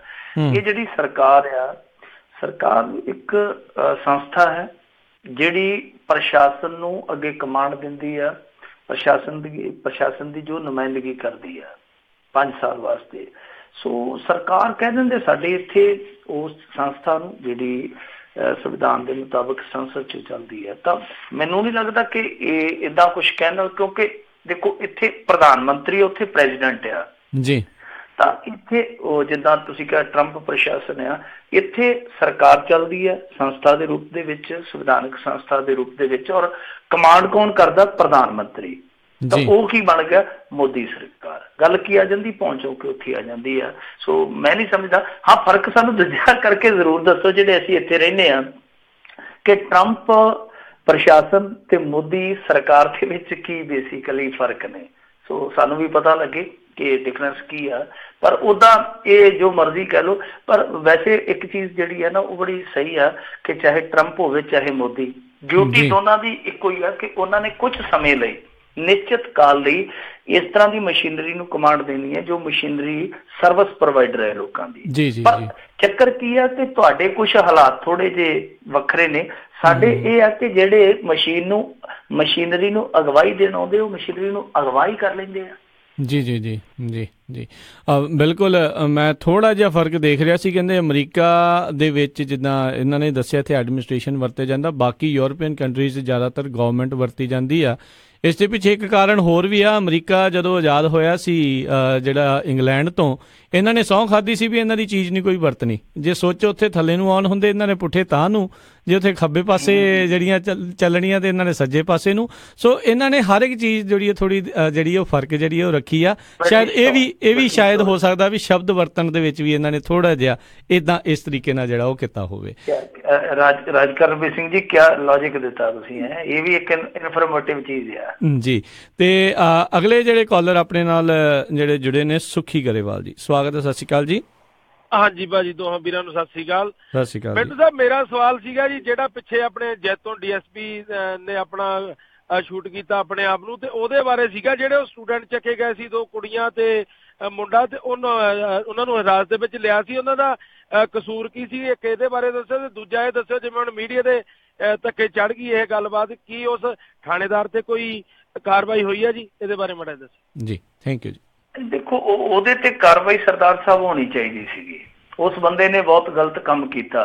ਚਲੋ ਦੇਖੋ, 2 ਕੁੜੀਆਂ ਇੱਕ ਮੁੰਡਾ ਕਿਸੇ ਹਾਲਤ 'ਚ ਬੈਠੇ ਹੋਣ, ਕਿਤੇ ਖੜੇ ਹੋਣ, ਉਹਨੂੰ ਹੱਕ ਇਹ ਨਹੀਂ ਸੀ ਬਣਦਾ ਕਿ ਉਹ ਮਰਦਾਨਾ ਪੁਲਿਸ ਦੇ ਨਾਲ ਉਹਨਾਂ ਨੂੰ ਹਿਰਾਸਤ 'ਚ ਲੈਂਦਾ। ਪਹਿਲੀ ਗਲਤੀ ਉਹਦੀ ਇਹ ਆ। ਦੂਸਰਾ ਹੈ ਕਿ ਉਹ ਜਿਹੜਾ DSP ਸੀ ਬੜਾ ਸ਼ਾਂਤ ਸੁਭਾਅ ਦਾ ਸੀਗਾ, ਦਿਲਦਾਰ ਆਦਮੀ ਸੀਗਾ। ਤਾਂ ਜਦੋਂ ਉਹਨੇ ਸਾਰਾ ਕੁਝ ਸੈੱਟ ਕਰ ਲਿਆ ਸੀਗਾ ਕਿ ਮਾਪਿਆਂ ਦੇ ਨਾਲ ਗੱਲਬਾਤ ਕਰਕੇ ਕਿ ਚਲੋ ਜੀ ਅਸੀਂ ਛੋਟੇ ਅਫਸਰ ਤੋਂ ਤੁਹਾਨੂੰ ਅੱਜ ਖਿਮਾ ਯਾਚਨਾ ਕਰਾ ਦਿੰਦੇ ਹਾਂ, ਗੱਲ ਛੱਡੋ, ਗੱਲ ਆਈ ਗਈ ਹੋ ਗਈ ਸੀ। ਉਹ ਬੰਦਾ ਫਿਰ ਮੀਟਿੰਗਾਂ 'ਚ ਵੀ ਨਹੀਂ ਗਿਆ। ਉਹ 2 ਦਫਾ DSP ਉਹਨਾਂ ਤੋਂ ਟਾਈਮ ਲੈਂਦਾ ਰਿਹਾ, ਪਤਵੰਤਿਆਂ ਤੋਂ, ਕਿ ਆਓ ਆਪਾਂ ਨਿਬੇੜੀਏ। 2 ਵਾਰੀ ਉੱਥੇ ਗਿਆ ਨਹੀਂ, ਹੁਕਮਦੁਲੀ ਵੀ ਕੀਤੀ, ਪਹਿਲਾਂ ਗਲਤੀ ਵੀ ਕੀਤੀ। ਤੀਸਰੀ ਦਫਾ ਜਦੋਂ ਸਪੌਟ ਤੇ ਦੇਖੋ DSP ਪਹੁੰਚ ਗਿਆ, SHO ਦਾ ਪਹਿਲਾਂ ਉੱਥੇ ਖੜੇ ਹੋਣਾ ਬਣਦਾ ਸੀਗਾ, ਉੱਥੇ ਵੀ ਨਹੀਂ ਗਿਆ। ਤੇ ਬਦਲੇ 'ਚ ਕੀ ਕੀਤੀ ਉਹਦੇ ਨਾਲ? ਉਹਦਾ ਜੀ ਅਖੇ ਜੀ ਅਸੀਂ ਤਬਾਦਲਾ ਕਰ ਦਿੱਤਾ ਪੁਲਿਸ ਲਾਈਨ 'ਚ। ਤੇ ਬੰਦਾ ਪੁੱਛੇ ਕਿ ਪੁਲਿਸ ਲਾਈਨ ਜਿਹੜੀ ਉਹ ਕਾਲੇ ਪਾਣੀ 'ਚ ਆ, ਉਹ ਵੀ ਤੇ ਪੰਜਾਬ ਦੇ ਵਿੱਚ ਹੀ ਆ। ਥਾਣੇ 'ਚ ਉੱਥੇ ਜਾ ਕੇ ਪੁਲਿਸ ਲਾਈਨ 'ਚ ਉੱਥੇ ਕੁਰਸੀ ਤੇ ਬਹਿ ਜਾਊਗਾ, ਕੀ ਫਰਕ ਪੈਂਦਾ? ਉਹਦੇ ਤੇ ਵਿਭਾਗੀ ਕਾਰਵਾਈ ਹੋਣੀ ਚਾਹੀਦੀ ਸੀ, ਪਰ ਹੋਈ ਨਹੀਂ। ਦੂਜੀ ਚੀਜ਼ ਇਹ ਆ ਕਿ ਇਹ ਮਸਲਾ ਜਿਹੜਾ ਉਹ ਮੇਰੇ ਖਿਆਲ ਦੇ ਨਾਲ ਅੱਜ ਸੁਲਟ ਗਿਆ। ਇਹਦੇ 'ਚ ਇਹ ਹੋਇਆ ਕਿ ਦੋਏ ਧਿਰਾਂ ਇਸ ਗੱਲ ਤੇ ਰਾਜੀ ਹੋ ਗਈਆਂ ਕਿ ਨਾ ਅਸੀਂ ਤੁਹਾਡੇ ਤੇ ਕਾਰਵਾਈ ਕਰੀਏ ਤੇ ਨਾ ਤੁਸੀਂ ਸਾਡੇ ਤੇ ਕਾਰਵਾਈ ਕਰੋ। ਸੋ ਮਸਲਾ ਇੱਕ ਵਾਰੀ ਤੇ ਸੁਲਝ ਗਿਆ, ਕਿਉਂਕਿ ਇਹਦੇ 'ਚ ਕਈ ਵਾਰੀ ਨੇਤਾਗਿਰੀ ਵੀ ਵੜ ਜਾਂਦੀ ਆ ਇਹੋ ਜਿਹੇ ਮਸਲਿਆਂ 'ਚ। ਕੱਲ ਨੂੰ ਪਤਾ ਨਹੀਂ ਕੀ ਹੋਣਾ, ਪਰ ਇੱਕ ਦਫਾ ਇਹ ਅਪਡੇਟ ਆ ਗਈ ਆ ਕਿ ਇਹ ਮਸਲਾ ਸੁਲਝ ਗਿਆ। ਪਰ ਦੇਖੋ, ਮਸਲਾ ਸੁਲਝ ਜਾਣਾ ਔਰ ਥਾਣੇਦਾਰ ਨੂੰ ਤਬਦੀਲ ਕਰ ਦੇਣਾ ਇੱਕ ਥਾਂ ਤੋਂ, ਇਹ 2 ਚੀਜ਼ਾਂ ਵੱਖੋ ਵੱਖਰੀਆਂ। ਕਿ ਉਹਦੇ ਗੁਨਾਹ ਤੇ ਪਰਦਾ ਪਾ ਦਿੱਤਾ ਗਿਆ, ਚਲੋ ਮਸਲਾ ਨਿਪਟ ਗਿਆ, ਉਹ ਠੀਕ ਆ। ਪਰ ਇੱਕ ਬੰਦਾ ਜਿਹੜਾ ਮਰਿਆ, ਜੇ ਉਹਦੀ ਖੁਦਕੁਸ਼ੀ ਲਈ ਉੱਥੇ ਬੈਠੇ ਪ੍ਰਦਰਸ਼ਨਕਾਰੀ ਸਪੌਟ ਤੇ ਜੇ ਉਹ ਜ਼ਿੰਮੇਵਾਰ ਸਮਝੇ ਜਾ ਸਕਦੇ ਆ, ਤਾਂ ਜਿਹੜੇ ਬੰਦੇ ਨੇ ਇਸ ਸਾਰੇ ਘਟਨਾਕ੍ਰਮ ਦਾ ਮੁੱਢ ਬੰਨਿਆ, ਉਹਨੂੰ ਕਿਵੇਂ ਬਰੀ ਕੀਤਾ ਜਾ ਸਕਦਾ? ਇਹ ਸਮਝ ਤੋਂ ਪਰੇ ਹੈ। ਜੀ ਜੀ। ਅਗਲੇ ਕਾਲਰ ਆਪਣੇ ਨਾਲ ਜੁੜੇ ਨੇ ਪ੍ਰਗਟ ਸਿੰਘ ਬਾਲ ਜੀ, ਸਵਾਗਤ ਹੈ। ਸਤਿ ਸ਼੍ਰੀ ਅਕਾਲ ਜੀ। ਪ੍ਰਗਟ ਸਿੰਘ ਜੀ। ਜੀ, ਆਪਾਂ ਅਗਲੇ ਕਾਲਰ ਉਹਨਾਂ ਦੇ ਵੱਲ ਵੱਧਦੇ ਹਾਂ, ਮੁੜ ਕੇ ਦੁਬਾਰਾ ਇਹਨਾਂ ਦੇ ਨਾਲ ਗੱਲ ਕਰਨ ਦੀ ਕੋਸ਼ਿਸ਼ ਕਰਾਂਗੇ। ਜਿਹੜੇ ਨੇ ਕਰਮਜੀਤ ਸਿੰਘ ਜੀ, ਸਵਾਗਤ ਹੈ। ਸਤਿ ਸ਼੍ਰੀ ਅਕਾਲ। ਹੈਲੋ, ਸਤਿ ਸ਼੍ਰੀ ਅਕਾਲ ਜੀ ਭਾਜੀ। ਸਤਿ ਸ਼੍ਰੀ ਅਕਾਲ ਜੀ। ਭਾਜੀ ਇੱਕ ਪੁੱਛਣਾ ਸੀ ਆਪਣੇ ਮਿੰਟੂ ਭਾਜੀ ਨੂੰ ਜੀ। ਇੰਡੀਆ ਤੋਂ ਪਤਾ ਲੱਗਾ ਸੀਗਾ ਜੀ ਕਿਸੇ ਖਾਸ ਬੰਦੇ ਤੋਂ ਵੀ ਸੁੱਚਾ ਸਿੰਘ ਲਗਾਵ ਆ ਜੀ, ਉਹਨਾਂ ਰੋਟੀ ਪਾਣੀ ਬਾਹਰੋਂ ਤੜਕੇ ਛੱਡ ਕੇ ਲੱਗ ਕੇ ਆਉਂਦਾ ਤੇ ਅੰਦਰਲਾ ਉਹਨਾਂ ਨੂੰ ਪਚਦਾ ਨਹੀਂ ਜੀ। ਇਹ ਪੱਕੀ ਗੱਲ ਆ ਕਿ ਉਦਾਂ ਹੀ ਹੈ ਜੀ? ਇਹ ਅੰਦਰਲੀ ਕੀ ਗੱਲ ਹੈ, ਇਹ ਤਾਂ ਸਾਰਿਆਂ ਨੂੰ ਹੀ ਪਤਾ ਹੋਣਾ, ਏਦਾਂ ਹੀ ਹੁੰਦਾ ਜਿਹੜੇ ਵੀ ਵੱਡੇ ਬੰਦੇ ਅੰਦਰ ਜਾਂਦੇ। ਦੂਸਰੀ ਉਹਨਾਂ ਦੀ ਕੀ ਖਬਰ ਆ ਵੀ ਕੇਸ ਕਿੱਥੇ ਪਹੁੰਚਿਆ? ਉਹਨਾਂ ਨੂੰ ਫਾਈਨਲ ਹੋ ਗਿਆ, ਜੱਜਮੈਂਟ ਹੋ ਗਈ ਕਿ ਹਲੇ ਤਰੀਕਾਂ ਤਰੁਕਾਂ ਚੱਲਦੀ? ਜੀ, ਥੈਂਕ ਯੂ ਜੀ। ਨਹੀਂ ਦੇਖੋ, ਮੇਰੇ ਖਿਆਲ ਦੇ ਨਾਲ ਰੋਟੀ ਬਾਹਰੋਂ ਨਹੀਂ ਆਉਂਦੀ ਹੋਏਗੀ ਉਹਨਾਂ ਦੀ, ਕਿਉਂਕਿ ਜੇਲ੍ਹ ਦੇ ਵਿੱਚ ਰੋਟੀ ਬਾਹਰੋਂ ਅਲਾਓ ਨਹੀਂ ਹੈ। ਉਹਦੇ 'ਚ ਇਹ ਆ ਕਿ ਜਿੱਦਾਂ ਲਾਲੂ ਪ੍ਰਸਾਦ ਯਾਦਵ ਦੀ ਸ਼ਾਇਦ ਇਹਨਾਂ ਨੇ ਰੋਟੀ ਇੱਕ ਤੈਅ ਕੀਤੀ ਆ, ਉਹ ਅਦਾਲਤ ਕਰ ਦੇਵੇ ਤਾਂ ਕਰ ਦੇਵੇ, ਕਿਉਂਕਿ ਸੁੱਚਾ ਸਿੰਘ ਲੰਗਾਹ ਨੂੰ ਇਹੋ ਜਿਹੀ ਕੋਈ ਫੈਸਿਲਿਟੀ ਅਲਾਓ ਹੀ ਨਹੀਂ ਹੋਈ ਅਦਾਲਤ ਵੱਲੋਂ। ਤਾਂ ਮੈਂ ਨਹੀਂ ਮੰਨਦਾ ਕਿ ਉਹਨੂੰ ਰੋਟੀ ਬਾਹਰੋਂ, ਹਾਂ ਅੰਦਰੋਂ ਜੋ ਮਰਜ਼ੀ ਖਾ ਲਵੇ। ਉਹ ਅੰਦਰ ਲੋਕ ਤੜਕੇ ਤਰਕਾਰੀਆਂ ਨੂੰ ਵੀ ਲਾਈ ਜਾਂਦੇ ਆ, ਤੜਕੇ ਉਹ ਗੰਢਿਆਂ ਦੀ ਚਟਨੀ ਵੀ ਲਾਈ ਜਾਂਦੇ ਆ, ਉਹ ਔਕਾਤ ਦੇ ਹਿਸਾਬ ਨਾਲ ਚੱਲੀ ਜਾਂਦਾ ਕੰਮ, ਪਰ ਚੱਲੀ ਜਾਂਦਾ।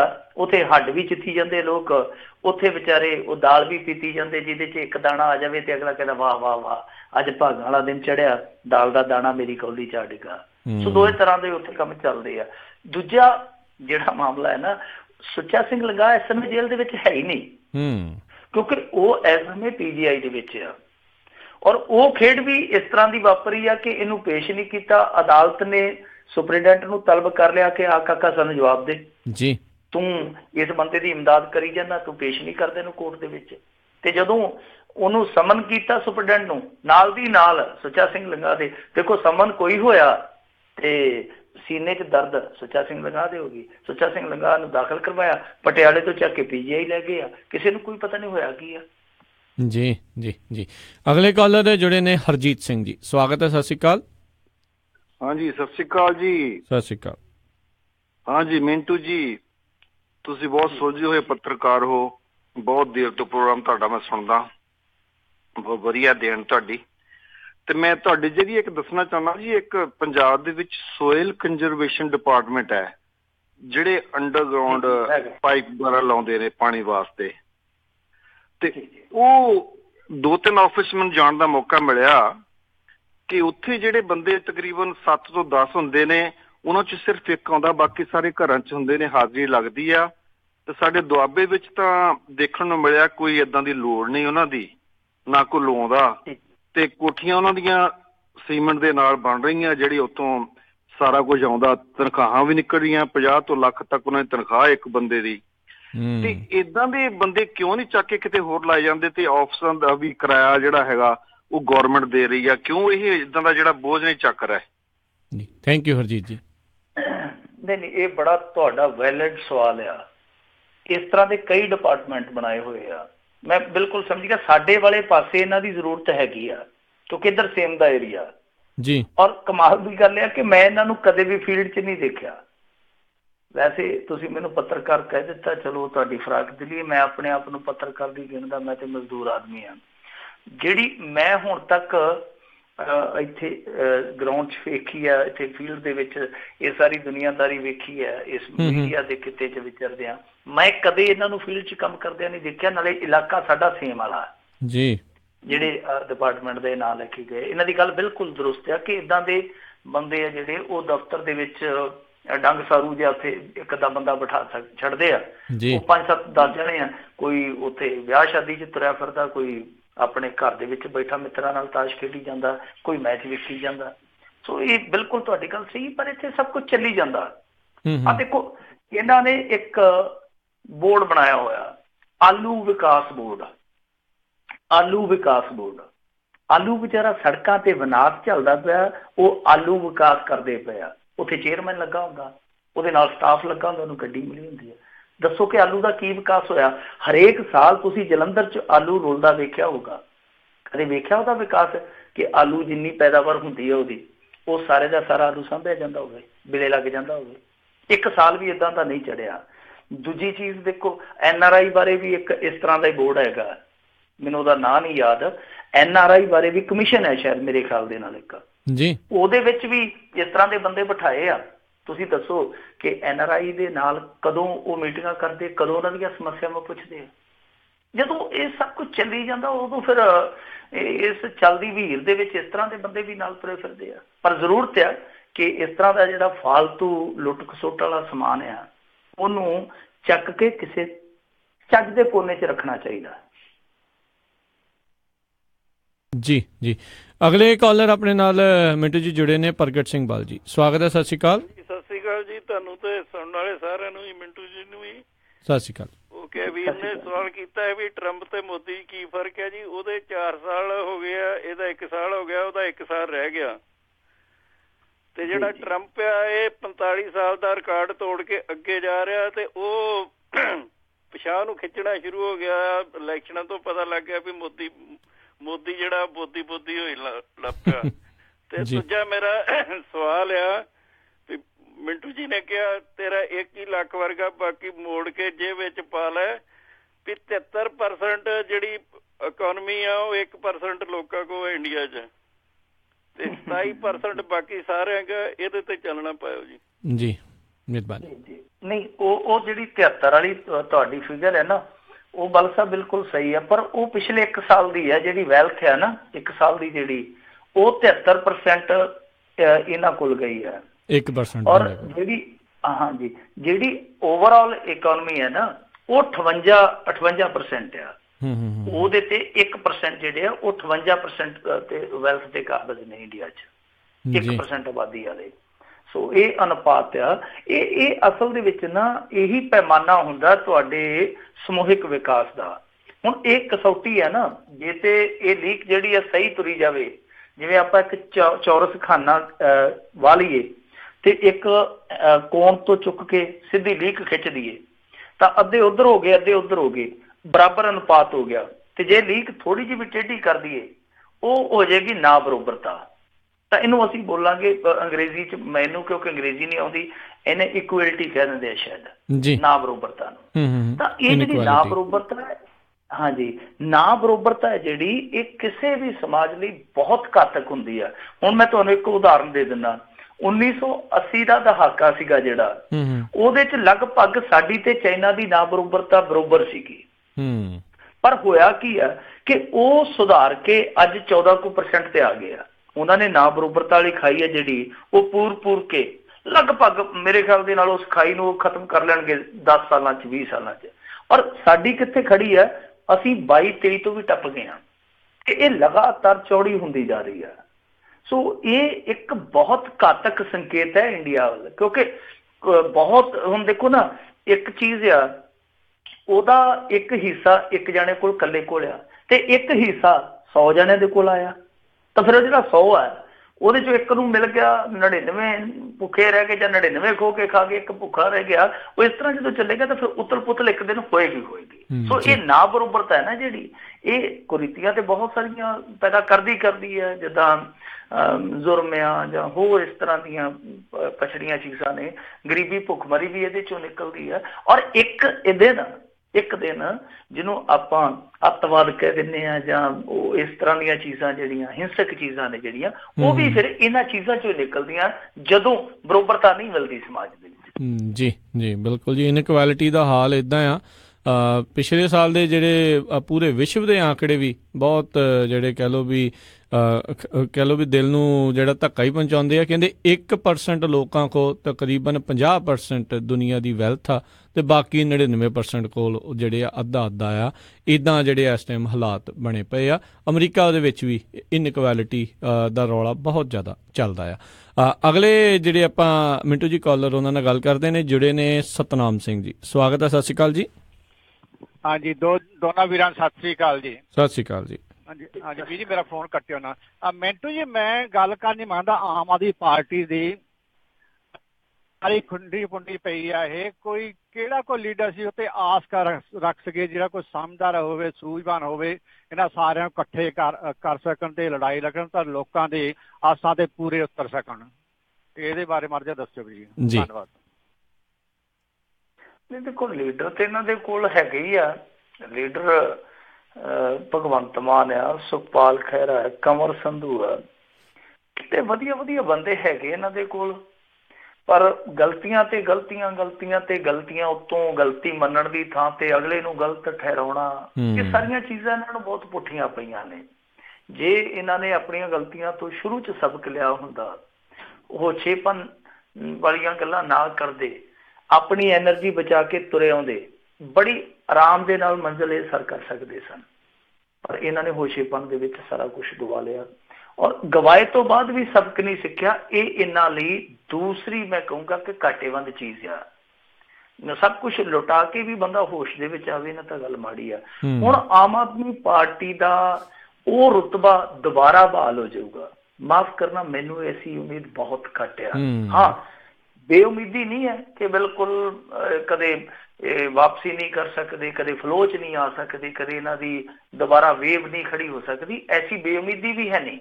ਪਰ ਉਹ ਜਿਹੜੀ ਪੀਕ ਜਿਹਨੂੰ ਆਪਾਂ ਕਹਿ ਦਿੰਦੇ ਹਾਂ, ਪੀਕ ਟਾਈਮ ਜਿਹੜਾ, ਉਹ ਦੁਬਾਰਾ ਆ ਜਾਊਗਾ, ਐਸੀ ਸੰਭਾਵਨਾ ਬਹੁਤ ਘੱਟ ਆ। ਪਰ ਸੰਭਾਵਨਾ ਹੈ ਜੇ ਇਹ ਜ਼ੋਰ ਮਾਰਨ, ਇਕਜੁੱਟਤਾ ਦਿਖਾਉਣ, ਆਪਣਾ ਹੇਠਲਾ ਕੱਢ ਰਿਹਾ ਜਿਹੜਾ ਮਜ਼ਬੂਤ ਕਰਨਾ, ਅਕਾਲੀ ਦੇਖ ਲਓ ਆਪਣਾ ਹੇਠਲਾ ਕੱਢ ਰਿਹਾ ਜਿਹੜਾ, ਉਹ ਹਾਲੇ ਵੀ ਜੋੜੀ ਫਿਰਦੇ ਆ, ਕਦੇ ਪੁਲਾਂ ਤੇ ਬੈਠ ਕੇ। ਉਹ ਹੇਠਲੇ ਕੱਟ ਨੂੰ ਸੰਗਠਿਤ ਰੱਖਣ ਦਾ ਇੱਕ ਤਰੀਕਾ ਹੁੰਦਾ ਜੀ, ਉਹਨਾਂ ਦੇ ਨਾਲ ਰਾਬਤਾ ਰੱਖਣਾ। ਸਾਡੇ ਇੱਥੇ ਇਲਾਕੇ 'ਚ ਦੇਖੋ, ਇਹ ਘਰੇ ਬਹਿ ਗਏ ਹਾਰ ਕੇ, ਏਡੀ ਵੱਡੀ ਨਮੋਸ਼ੀਜਨਕ ਇਤਿਹਾਸਕ ਹਾਰ ਹੋਈ ਆ। ਪ੍ਰਕਾਸ਼ ਸਿੰਘ ਬਾਦਲ ਤੁਹਾਨੂੰ ਲੰਬੀ ਦੇ ਵਿੱਚ ਘਰਾਂ 'ਚ ਤੁਰਿਆ ਫਿਰਦਾ ਮਿਲੇਗਾ ਇਸ ਉਮਰ ਦੇ ਵਿੱਚ ਵੀ। ਸੋ ਇਸ ਦਾ ਹੇਠਲੇ ਕਾਡਰ ਦੇ ਨਾਲ ਰਾਬਤਾ। ਤੇ ਤੁਸੀਂ ਦੱਸੋ ਕਿ ਆਮ ਆਦਮੀ ਪਾਰਟੀ ਦਾ ਕਿਹੜਾ ਬੰਦਾ ਜਿਹੜਾ ਵੱਡੀ ਲੀਡਰਸ਼ਿਪ ਦੇ ਵਿੱਚ ਹੋਵੇ ਤੇ ਉਹ ਆਮ ਬੰਦੇ ਦੇ ਮਰਨ ਤੇ ਬਿਮਾਰ ਹੋਣ ਤੇ ਉਹਦੇ ਘਰ ਪਹੁੰਚਦਾ ਹੋਵੇ, ਖਾਸ ਤੌਰ ਤੇ ਉਸ ਬੰਦੇ ਦੇ ਜਿਹੜਾ ਮਾਤੜ ਹੋਵੇ। ਸੋ ਇਹ ਫਰਕ ਆ। ਇਹਨਾਂ ਨੂੰ ਹੇਠਲੇ ਪੱਧਰ ਦੇ ਕਾਡਰ ਨਾਲ ਨਾ ਸਿਰਫ ਰਾਬਤਾ ਦੁਬਾਰ ਤੋਂ ਜੋੜਨਾ ਪਊਗਾ, ਬਲਕਿ ਉਹਨਾਂ ਨੂੰ ਜਿਹੜੇ ਹੌਸਲੇ ਡਿੱਗੇ ਹੋਏ ਉਹਨਾਂ ਨੂੰ ਬਹਾਲ ਕਰਕੇ ਤੋਰਨਾ ਪਊਗਾ, ਗਰਾਊਂਡ 'ਚ ਉਤਾਰਨਾ ਪਊਗਾ। ਲੋਕਾਂ ਦੇ ਮਨਾਂ 'ਚ ਦੁਬਾਰਾ ਫੇਰ ਆਪਣੇ ਨਾਂ ਦੀ ਜਿਹੜੀ ਫਸਲ ਹੈ ਬੋਣੀ ਪਊਗੀ। ਬਹੁਤ ਔਖਾ ਟਾਰਗੇਟ ਆ, ਔਖਾ ਟਾਸਕ ਆ, ਪਰ ਸਰ ਕੀਤਾ ਜਾ ਸਕਦਾ ਜੇ ਤੁਰਨ। ਜੇ ਦਾ ਮਤਲਬ ਤੁਸੀਂ ਸਮਝੋ, ਸਿੱਧੂ ਕਹਿੰਦਾ ਹੁੰਦਾ ਨਾ, ਜੇ ਮੇਰੀ ਭੂਆ ਦੇ ਮੁੱਛਾਂ ਹੁੰਦੀਆਂ ਤੇ ਉਹ ਮੇਰਾ ਚਾਚਾ ਹੁੰਦਾ। ਜੀ ਜੀ ਜੀ। ਅਤੇ ਮਿੰਟੂ ਜੀ ਬਹੁਤ ਬਹੁਤ ਆਪਾਂ ਤੁਹਾਡਾ ਧੰਨਵਾਦ ਕਰਦੇ ਹਾਂ। ਸਮਾਂ ਵੀ ਆਪਣੇ ਅੱਜ ਦੇ ਪ੍ਰੋਗਰਾਮ ਦਾ ਜਿਹੜਾ ਇੱਥੇ ਹੀ ਸਮਾਪਤ ਆ। ਅਤੇ ਜਾਂਦੇ ਜਾਂਦੇ ਜੇ ਦੱਸ ਦਿਓ ਵੀ ਜਿਹੜਾ ਕਿਊਬਾ ਦਾ ਫਿਡਲ ਕੈਸਟਰੋ ਸੀ, ਉਸ ਦੇ ਮੁੰਡੇ ਨੇ ਖੁਦਕੁਸ਼ੀ ਕਰ ਲਈ। ਹਾਂ ਬਿਲਕੁਲ, ਇੱਥੇ ਇੰਡੀਆ ਦੇ ਵਿੱਚ ਇਹ ਖਬਰ ਬੜੀ ਟ੍ਰੈਂਡ ਕਰਦੀ ਪਈ ਹੈ ਕਿ ਫਿਡਲ ਕਾਸਟਰੋ ਦਾ ਮੁੰਡਾ ਸੀਗਾ ਜਿਹੜਾ, ਨਾਲੇ ਉਹ ਪੇਸ਼ੇ ਤੋਂ ਦੱਸਦੇ ਆ ਕਿ ਭੌਤਿਕ ਵਿਗਿਆਨੀ ਸੀਗਾ ਜੀ, ਤੇ ਬਾਵਜੂਦ ਇਸ ਦੇ ਦੇਖ ਲਓ ਕਿ ਭੌਤਿਕ ਵਿਗਿਆਨੀ ਸੀਗਾ, ਡਿਪਰੈਸ਼ਨ 'ਚ ਚਲੇ ਗਿਆ। ਇਲਾਜ ਵੀ ਹੋਇਆ, ਉਸ ਤੋਂ ਬਾਅਦ ਬਾਹਰ ਵੀ ਵਿਚਰਿਆ, ਉੱਥੇ ਵੀ ਇਲਾਜ ਚੱਲਿਆ, ਪਰ ਗੱਲ ਨਹੀਂ ਬਣੀ। ਜਿਹੜਾ ਬੰਦਾ ਸੋਵੀਅਤ ਸੰਘ ਦੇ ਵਿੱਚ ਜਾ ਕੇ ਉੱਥੇ ਖੋਜਾਂ ਕਰਦਾ ਰਿਹਾ, ਇਸ ਤਰ੍ਹਾਂ ਦੀ ਉਹਦੀ ਪੜ੍ਹਾਈ ਲਿਖਾਈ ਸੀਗੀ, ਬਹੁਤ ਅਗਾਂਹ ਵਧੂ ਸੀਗਾ। ਇਹੋ ਜਿਹੇ ਇੱਕ ਜੁਝਾਰੂ ਬੰਦੇ ਦਾ ਬੇਟਾ ਸੀਗਾ ਜਿਹਨੂੰ ਸਾਰੀ ਦੁਨੀਆ ਸਲੂਟ ਕਰਦੀ ਹੈ। ਬਹੁਤੇ ਲੋਕ ਫਿਡਲ ਕਾਸਟਰੋ ਦੇ ਕੰਮ ਨਹੀਂ ਜਾਣਦੇ ਹੋਣੇ, ਉਹਦੇ ਨਾਮ ਨੂੰ ਹੀ ਸਲੂਟ ਕਰਦੇ। ਇੱਥੇ ਟੀ ਸ਼ਰਟ ਤੁਹਾਨੂੰ ਸਾਡੇ ਇੱਥੋਂ ਦੇ ਪੰਜਾਬੀ ਮੁੰਡੇ ਵੀ ਉਹਦੀ ਪਾਈ ਫਿਰਦੇ ਦੇਖਦੇ ਹੋਗੇ ਤੁਸੀਂ। ਸੋ ਜਿਹੜਾ ਇੰਨਾ ਵੱਡਾ ਲੋਕ ਨਾਇਕ ਸੀਗਾ, ਉਹਦੇ ਮੁੰਡੇ ਵੱਲੋਂ ਖੁਦਕੁਸ਼ੀ ਕਰਨੀ ਆਪਣੇ ਆਪ ਦੇ ਵਿੱਚ ਇੱਕ ਸੰਸਾਰਕ ਪੱਧਰ ਦੀ ਖਬਰ ਆ। ਪਰ ਇਹ ਜ਼ਰੂਰੀ ਨਹੀਂ ਹੁੰਦਾ ਕਿ ਬੁਜ਼ਦਿਲ ਬੰਦੇ ਦੇ ਘਰ ਬੁਜ਼ਦਿਲ ਹੀ ਪੈਦਾ ਹੋਵੇ। ਇਹ ਜ਼ਰੂਰੀ ਨਹੀਂ ਹੁੰਦਾ ਕਿ ਯੋਧੇ ਦੇ ਘਰ ਯੋਧਾ ਹੀ ਪੈਦਾ ਹੋਵੇ। ਕਈ ਵਾਰ ਹਾਲਾਤ ਇੱਦਾਂ ਦੇ ਬਣ ਜਾਂਦੇ ਆ ਕਿ ਯੋਧਿਆਂ ਦੇ ਅੱਗੋਂ ਪੁੱਤਰ ਫਿਰ ਇਸ ਤਰ੍ਹਾਂ ਖੁਦਕੁਸ਼ੀ ਵੀ ਕਰ ਜਾਂਦੇ ਆ। ਇਸ ਖਬਰ ਦਾ ਤੱਥ ਸਾਰੇ ਹੋਈ ਆ ਕਿ ਪਤਾ ਨਹੀਂ ਕਿਹੜੀਆਂ ਪਰਿਸਥਿਤੀਆਂ ਰਹੀਆਂ ਹੋਣਗੀਆਂ, ਪਰ ਜੋ ਮਰਜ਼ੀ ਆ, ਉਸ ਮਹਾਨ ਯੋਧੇ ਦਾ, ਉਸ ਗ੍ਰੇਟ ਬੰਦੇ ਦਾ ਪੁੱਤਰ ਇਸ ਹਾਲਤ ਦੇ ਵਿੱਚ ਚਲੇ ਗਿਆ। ਇਹ ਆਪਣੇ ਆਪ ਦੇ ਵਿੱਚ ਇੱਕ ਬਹੁਤ ਦੁਖਦਾਇਕ ਗੱਲ ਆ ਜੀ। ਬਾਕੀ ਉਹ ਮਿੰਟੂ ਜੀ, ਅਮਰੀਕਾ ਦੀ ਕਦੀ ਵੀ ਨਾ ਬਣੀ ਜਿਹੜੀ ਕਿਊਬਾ ਵਾਲਿਆਂ ਦੇ ਨਾਲ। ਉਦੋਂ ਇੱਕ ਟਾਈਮ ਦੇ ਉੱਤੇ ਤਾਂ ਹਾਲਾਤ ਬਹੁਤ ਹੀ ਜ਼ਿਆਦਾ ਨਾਜ਼ੁਕ ਹੋ ਚੁੱਕੇ ਸੀ। ਇੱਕ ਮੈਨੂੰ ਇੱਕ ਚੀਜ਼ ਦੱਸਿਓ, ਇੱਕ ਸ਼ਾਇਦ ਕਾਸਟਰੋ ਦੀ ਬੇਟੀ ਸੀ ਜਿਹੜੀ ਅਮਰੀਕਾ ਦੇ ਵਿੱਚ ਆ ਗਈ ਸੀ, ਜਾਂ ਉਹ ਦੂਸਰੇ ਸੀਗੇ ਰਾਸ਼ਟਰਪਤੀ ਜਿਹੜੇ ਉਹਨਾਂ ਦੇ ਸੀ? ਮੈਨੂੰ ਵੀ ਇਸ ਦੇ ਬਾਰੇ ਨਹੀਂ ਗਿਆਨ ਨਹੀਂ, ਮੈਂ ਪਤਾ ਜਿਹੜਾ ਜ਼ਰੂਰ ਟਰਾਈ ਕਰੂੰਗਾ ਕਰਨ ਦੀ, ਵੀ ਫੇਰ ਕਰ ਲਾਂਗੇ ਵੀ। ਤੇ ਬਹੁਤ ਬਹੁਤ ਮਿੰਟੂ ਜੀ ਤੁਹਾਡਾ ਧੰਨਵਾਦ, ਤੁਸੀਂ ਸਾਡੇ ਨਾਲ ਜੁੜੇ, ਸਰੋਤੇ ਨੇ ਸਵਾਲਾਂ ਦੇ ਜਵਾਬ ਦਿੱਤੇ, ਬਾਕੀ ਖਬਰਾਂ ਦੇ ਉੱਤੇ ਨਜ਼ਰ ਬਣਾਈ। ਅਗਲੀ ਵਾਰ ਤੱਕ ਲਈ ਬਹੁਤ ਬਹੁਤ ਧੰਨਵਾਦ, ਬਹੁਤ ਮਿਹਰਬਾਨੀ, ਸਤਿ ਸ਼੍ਰੀ ਅਕਾਲ। ਤੇ ਸਰੋਤੇ ਇੱਥੇ ਹੀ ਸਾਡਾ ਅੱਜ ਦਾ ਇਹ ਪ੍ਰੋਗਰਾਮ ਸਮਾਪਤ ਹੁੰਦਾ ਹੈ, ਤੇ ਮਿਲਾਂਗੇ ਤੁਹਾਨੂੰ ਸਾਰਿਆਂ ਨੂੰ ਅਗਲੇ ਬੁਲੇਟਿਨ ਦੇ ਵਿੱਚ। ਉਦੋਂ ਤੱਕ ਲਈ ਮੇਰੇ ਵੱਲੋਂ ਵੀ ਤੁਹਾਨੂੰ ਸਾਰਿਆਂ ਨੂੰ ਬਹੁਤ ਪਿਆਰ ਸਤਿਕਾਰ ਸਹਿਤ ਦੋਨੋਂ ਜੋੜ ਕੇ ਨਿੱਕੀ ਜਿਹੀ ਸਤਿ ਸ਼੍ਰੀ ਅਕਾਲ ਜੀ। ਜਿਉਂਦੇ ਵਾਸਤੇ ਰਹੋ, ਹੱਸਦੇ ਖੇਡਦੇ ਰਹੋ, ਸੁਣਦੇ ਰਹੋ ਪੰਜਾਬੀ ਰੇਡੀਓ USA।